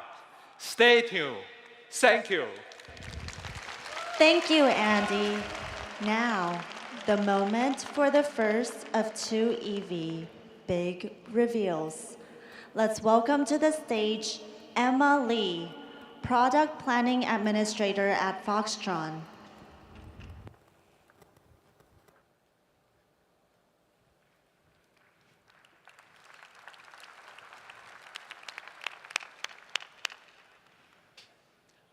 remember this moment.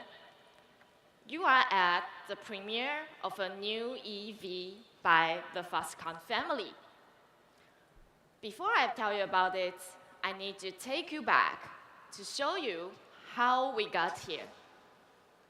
It was 3 years ago at鴻海Tech Day, 2021, when the Model T made its own world debut.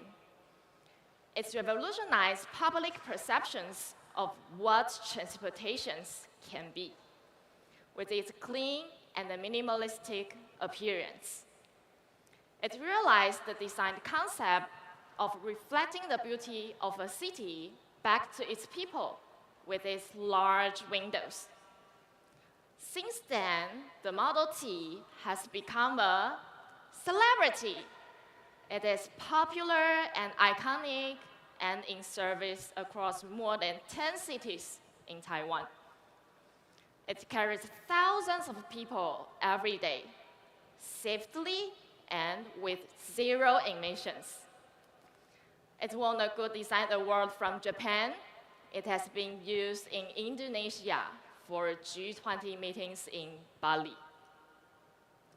Like all of our passenger vehicles, we care about the user experience of our electric buses.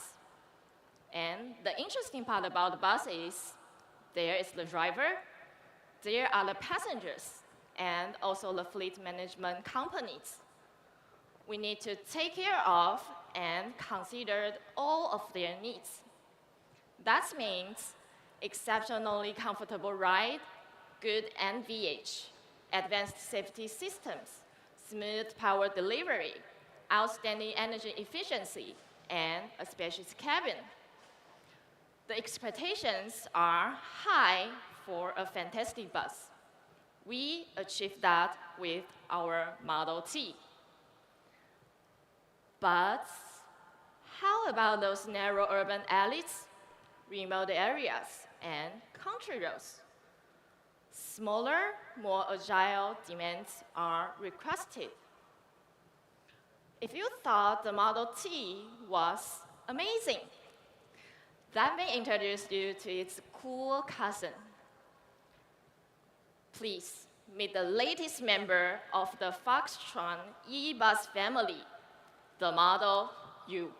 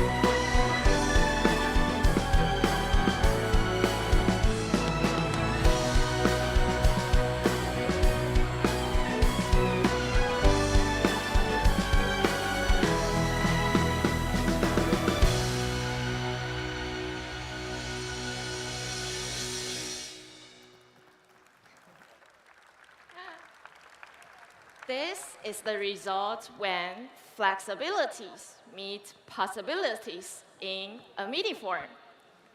The concept of the Model U is to provide a configurable mobile space. Its dimensions are 6,990 millimeters in length, 2,080 millimeters in width, and 2,650 millimeters in height. It has a wheelbase of 3,995 millimeters. The cabin is spacious and the floor is almost completely flat. That can be customized with different seating configurations and cabin functionalities. This offers an endless amount of possibilities to meet various needs. The control systems is taken straight from our passenger car projects, our centralized EE architecture, enhancing the operational efficiency of our EV business and improve the overall performance and bandwidth of our products. This integration allowed us seamlessly adopt the features such as keyless entry, camera monitor systems, and ADAS systems to the Model U. It provides the driver with greater visibility, safety, and comfort for a pleasant driving experience. The daily average range requirements of a minibus as a public transportation is approximately 200 kilometers in Taiwan. Most electric minibus offers a range of 120 to 160 kilometers. That is not enough for the market and not enough for the operating companies to manage and run their business well with efficiencies. This is the challenge that the e-bus team at Foxtron is trying to address with the Model U. In order to achieve an outstanding energy consumption while maintaining the load capacity and safety requirements, we gave it a new aluminum frame and optimized the chassis structures that reduce the weight about 626 kilograms. You know, equal to a fat polar bear. Oh, but don't worry, no bear were harmed. Then, we studied the management of the cabin temperature and apply our latest thermal control systems so it runs more efficiently and maintains a constant temperature better. Last, we work with our aerodynamic team to create a low-drag body shape. With all that, the Model U offers a maximum range of 275 kilometers and can meet different operational needs through various battery options. Today, we have a luxury version of the Model U for you. The design carries onward the design language of the Model T. Remember the big one? Featuring a lean-back front end with smooth curves around the edges, while the rear of the vehicles remains an angular design that houses the dual opening tailgates.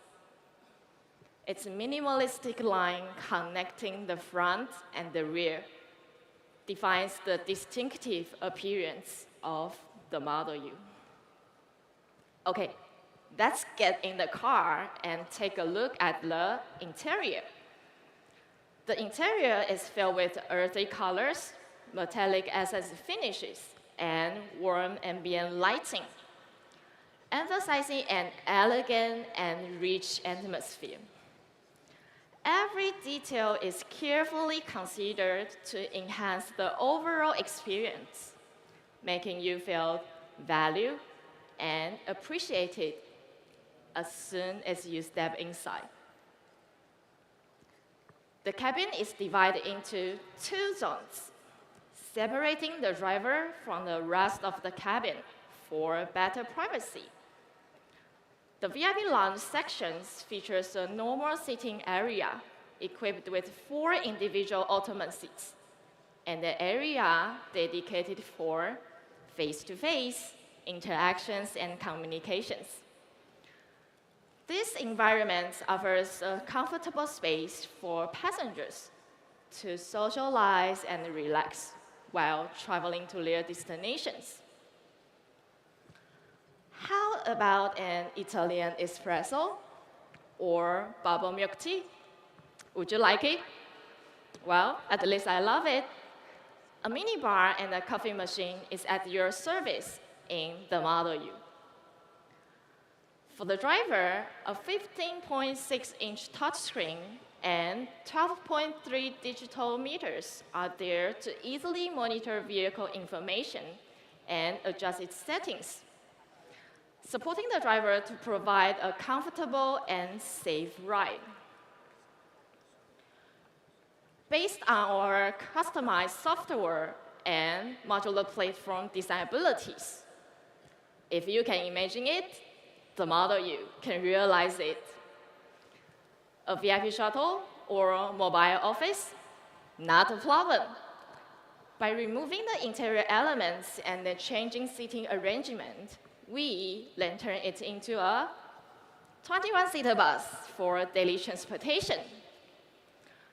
How about a wellness cape for the A in your DEIA needs? Diversity, equality, inclusion, and accessibility.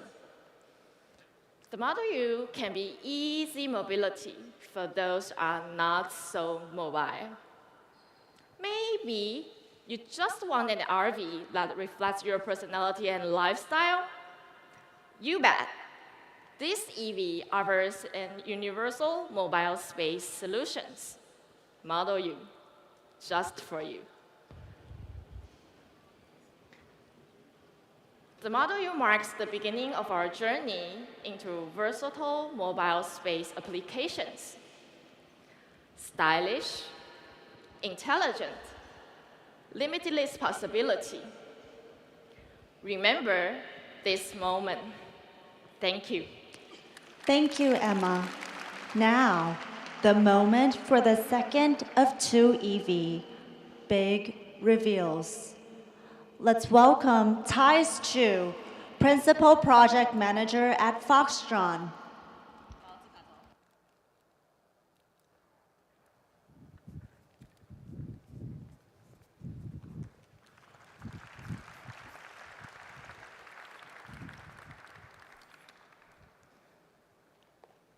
Good morning. It's now time, finally time, for the Model D to reveal itself. But before we go there, I'd like to share just a little bit more about Foxtron to provide you the background and also the perspective of how we approach our business and product developments. As Foxtron, we are working and operating within the bigger EV vision of Foxconn. And with that, we are an EV platform provider first. And the reason why we want to build reference vehicles is because we want to inspire what is possible with our platforms, to showcase what we are capable of, and to bring confidence to our partners, which requires proving ourselves more than just in design and engineering. It extends into having robust peripheral functions such as marketing, supplier management, logistics, IT systems, after-sales support, and I can go on and on and on. But regardless of the requirements, the mission for Foxtron is very, very clear. We are here to provide EV solutions and to help the adaptation of EV cars. So, with this year's reference vehicle, it marks the 4th passenger vehicle that we are working on. And with every year, we accumulate findings and lessons learned that we apply to current projects to improve ourselves.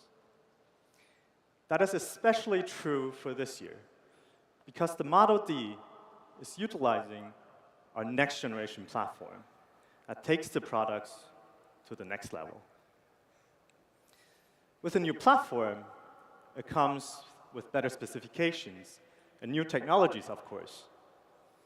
But it really is the user experience that we care about the most, where we spend a tremendous amount of time filtering out the most meaningful contents for the vehicle and to figure out how to design the human-machine interaction. So, what do we care about a D-segment vehicle? That is, honestly speaking, a difficult question to answer, because a D-segment vehicle has so many different purposes, so many different meanings to so many different people. But for us, we believe to be able to move in comfort, having enough space to handle your dailies, to feel safe and at ease when you're traveling, and on top of that, to become the gateway to unforgettable memories, sounds like a very good combination to us. So ladies and gentlemen, please welcome the Model D. From life's first spark, new worlds ignite. The world moves unseen, in silence serene. In every step, a chance to learn. Beyond the limits of space and time, we lead the way, guiding each new day.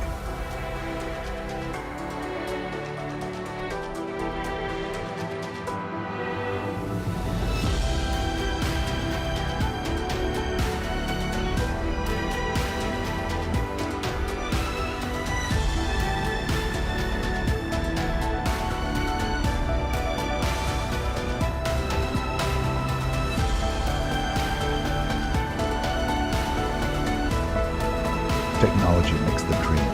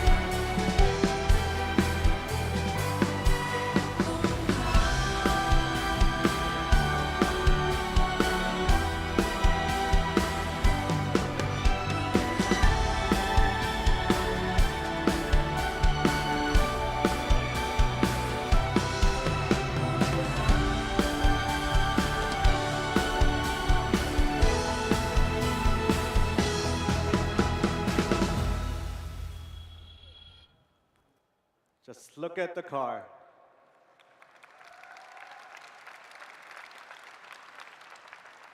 All right, let's start with the obvious. When we visually designed the Model D, we took inspiration of the distinctive light bar design which we first introduced on the Model E. This light bar design provides a very clean run-through of the vehicle, emphasizing the visual width of the car at the front and also at the rear. Dimensionally, it is 5195 millimeters in length, 1995 and 85 millimeters in height, paired with a wheelbase of 3200 millimeters. This package allowed us to provide a critical battery size for the range and offer a very spacious interior. However, we did not want to sacrifice the nimbleness of the vehicle. So by using the rear steering system that comes with the new platform, we shortened the turning radius to 5.5 meters. And that is amazing, because a 5.5 meters turning radius is about the same as what a B-segment EV vehicle is doing right now, and that is 2 segments smaller than the Model D. For aerodynamic reasons, we maintained the S-duct design and also the air curtain designs that are on the sides at the front, and paired that with a slightly sloped roofline, which helped us to reduce the frontal area and control the turbulence that is coming out of the vehicle, which also affects the wind noise, by the way, and bringing the drag coefficient of this vehicle down to a very low 0.23. This drag coefficient is not just achieved by the shape of the vehicle alone, though. It is aided by the active suspension that we implemented to the new platform.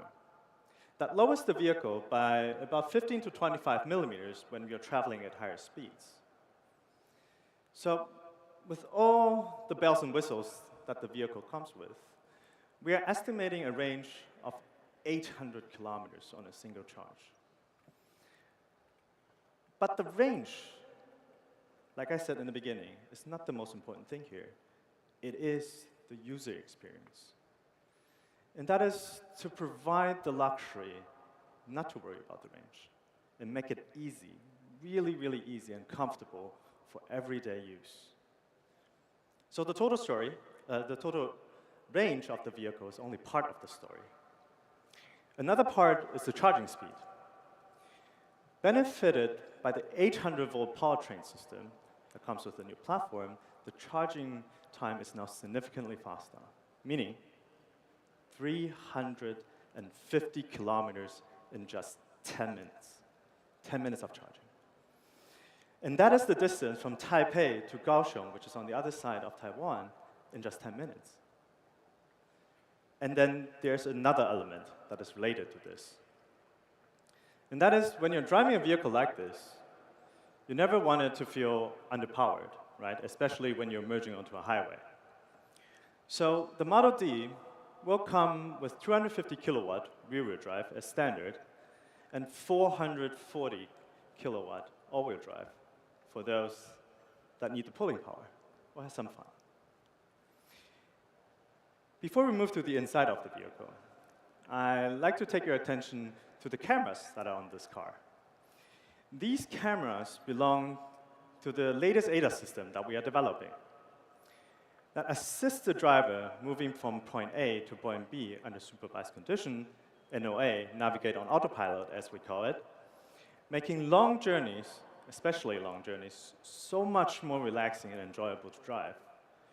Or sometimes we can say to be driven in, depending on your definition. So, as the door opens and getting ready for us to step inside, the vehicle drops to its minimum height again, which is another function that is related to our active suspension. Once you're inside the vehicle, you'll quickly realize that we developed a whole new user interface. This UI, crucially, includes the new connected app control function, meaning the possibility to pair personal devices to the vehicle and interact with it through those. It's a little bit like bringing your own tech to the vehicle, and that is especially useful for the people sitting in the rear. That, of course, includes functions such as digital keys, stored vehicle settings, preferences, music control, AC control, seats adjustment, seats ventilation, navigation. I could go on and on and on. The list is very long. But the list doesn't stop here, and it probably won't never stop, because new functions can always be added on later through the OTA service that is available with this platform. And all this is made possible because of the synchronization between our UI, centralized EA architecture, and the platform. And again, it's all about building up to the user experience that we like to offer. Last but not least of this vehicle are the seats. The Model D will come with different seats later and different configurations. But these luxurious second-row seats are part of our 33-speaker sound package, allowing for a very relaxed riding position, with the legs up and the backrest all the way down, it makes you feel that you're almost floating with zero gravity. And that is something we call traveling in comfort and style. As for the third row, we understand that there are times where you need the cargo space, more than the 7 seats. So they can be folded away, creating a full capacity of 1,130 liters, like you see here. And that is the Model D, for now. With the developments it will still go through, we urge ourselves to make it a product that is as much as possible focused on the user. Because the Model D stands for a dedication of the entire Foxconn family to excellence. And with that, I thank you all for listening today. Thank you, Thijs, and all of our morning speakers. Let us now invite back to the stage Foxconn Chairman Young Liu to wrap up the morning session.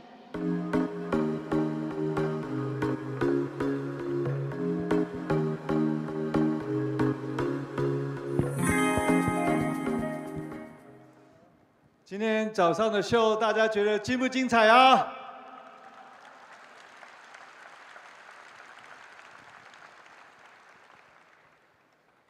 ？I think for the closing remark, I'm going to speak in Mandarin.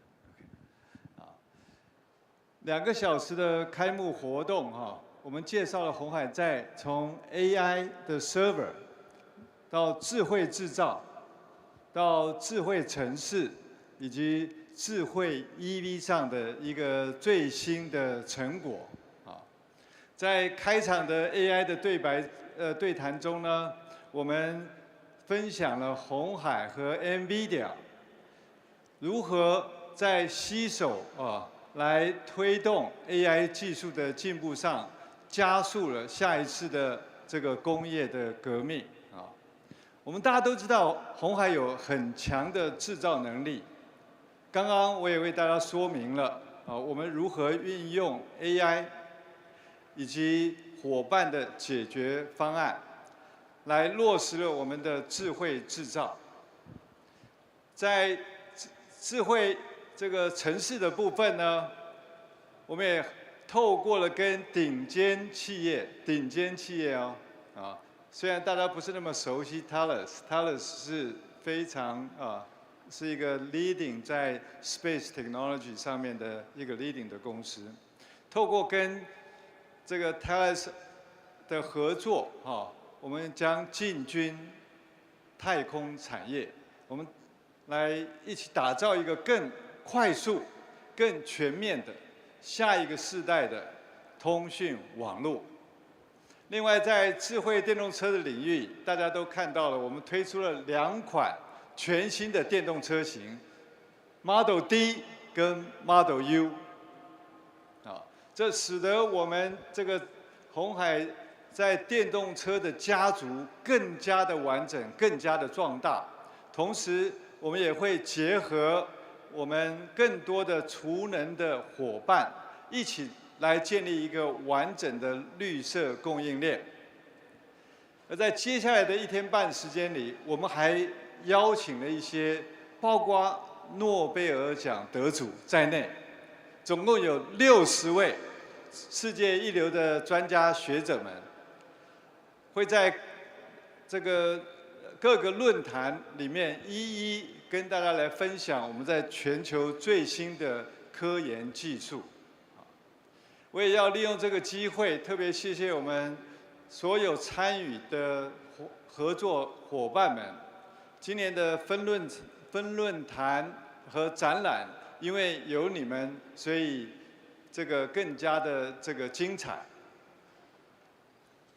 同时，我也要感谢我们的团队们，包括鸿华先进，以及投入电池、电机、电控，还有这个软体以及 IC 设计的同仁们，经过过去3年的打拼，充分的展现出来鸿海集团 Time to 这个 market 还有 time to cost 的鸿海速度。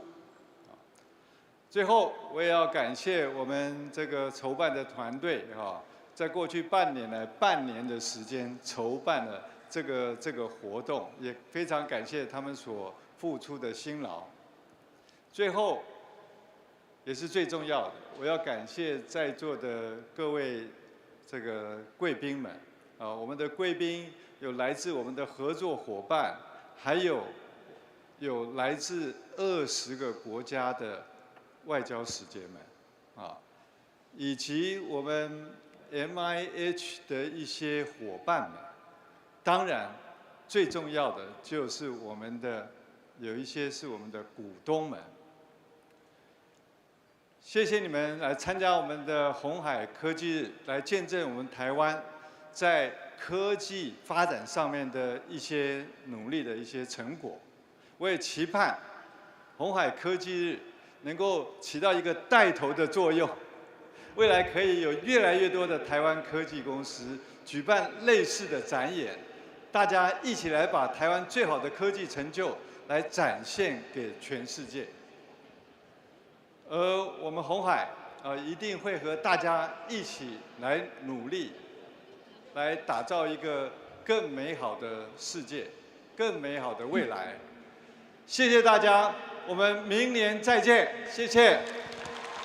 Thank you, Chairman Liu, and all our distinguished guests.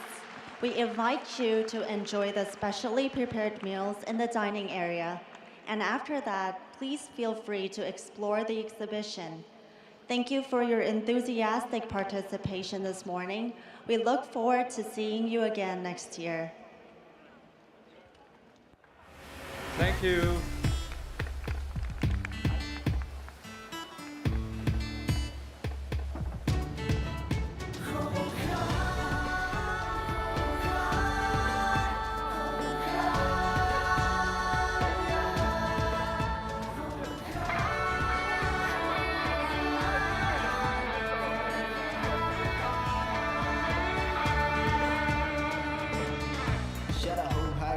胸，让我不再需要低着头。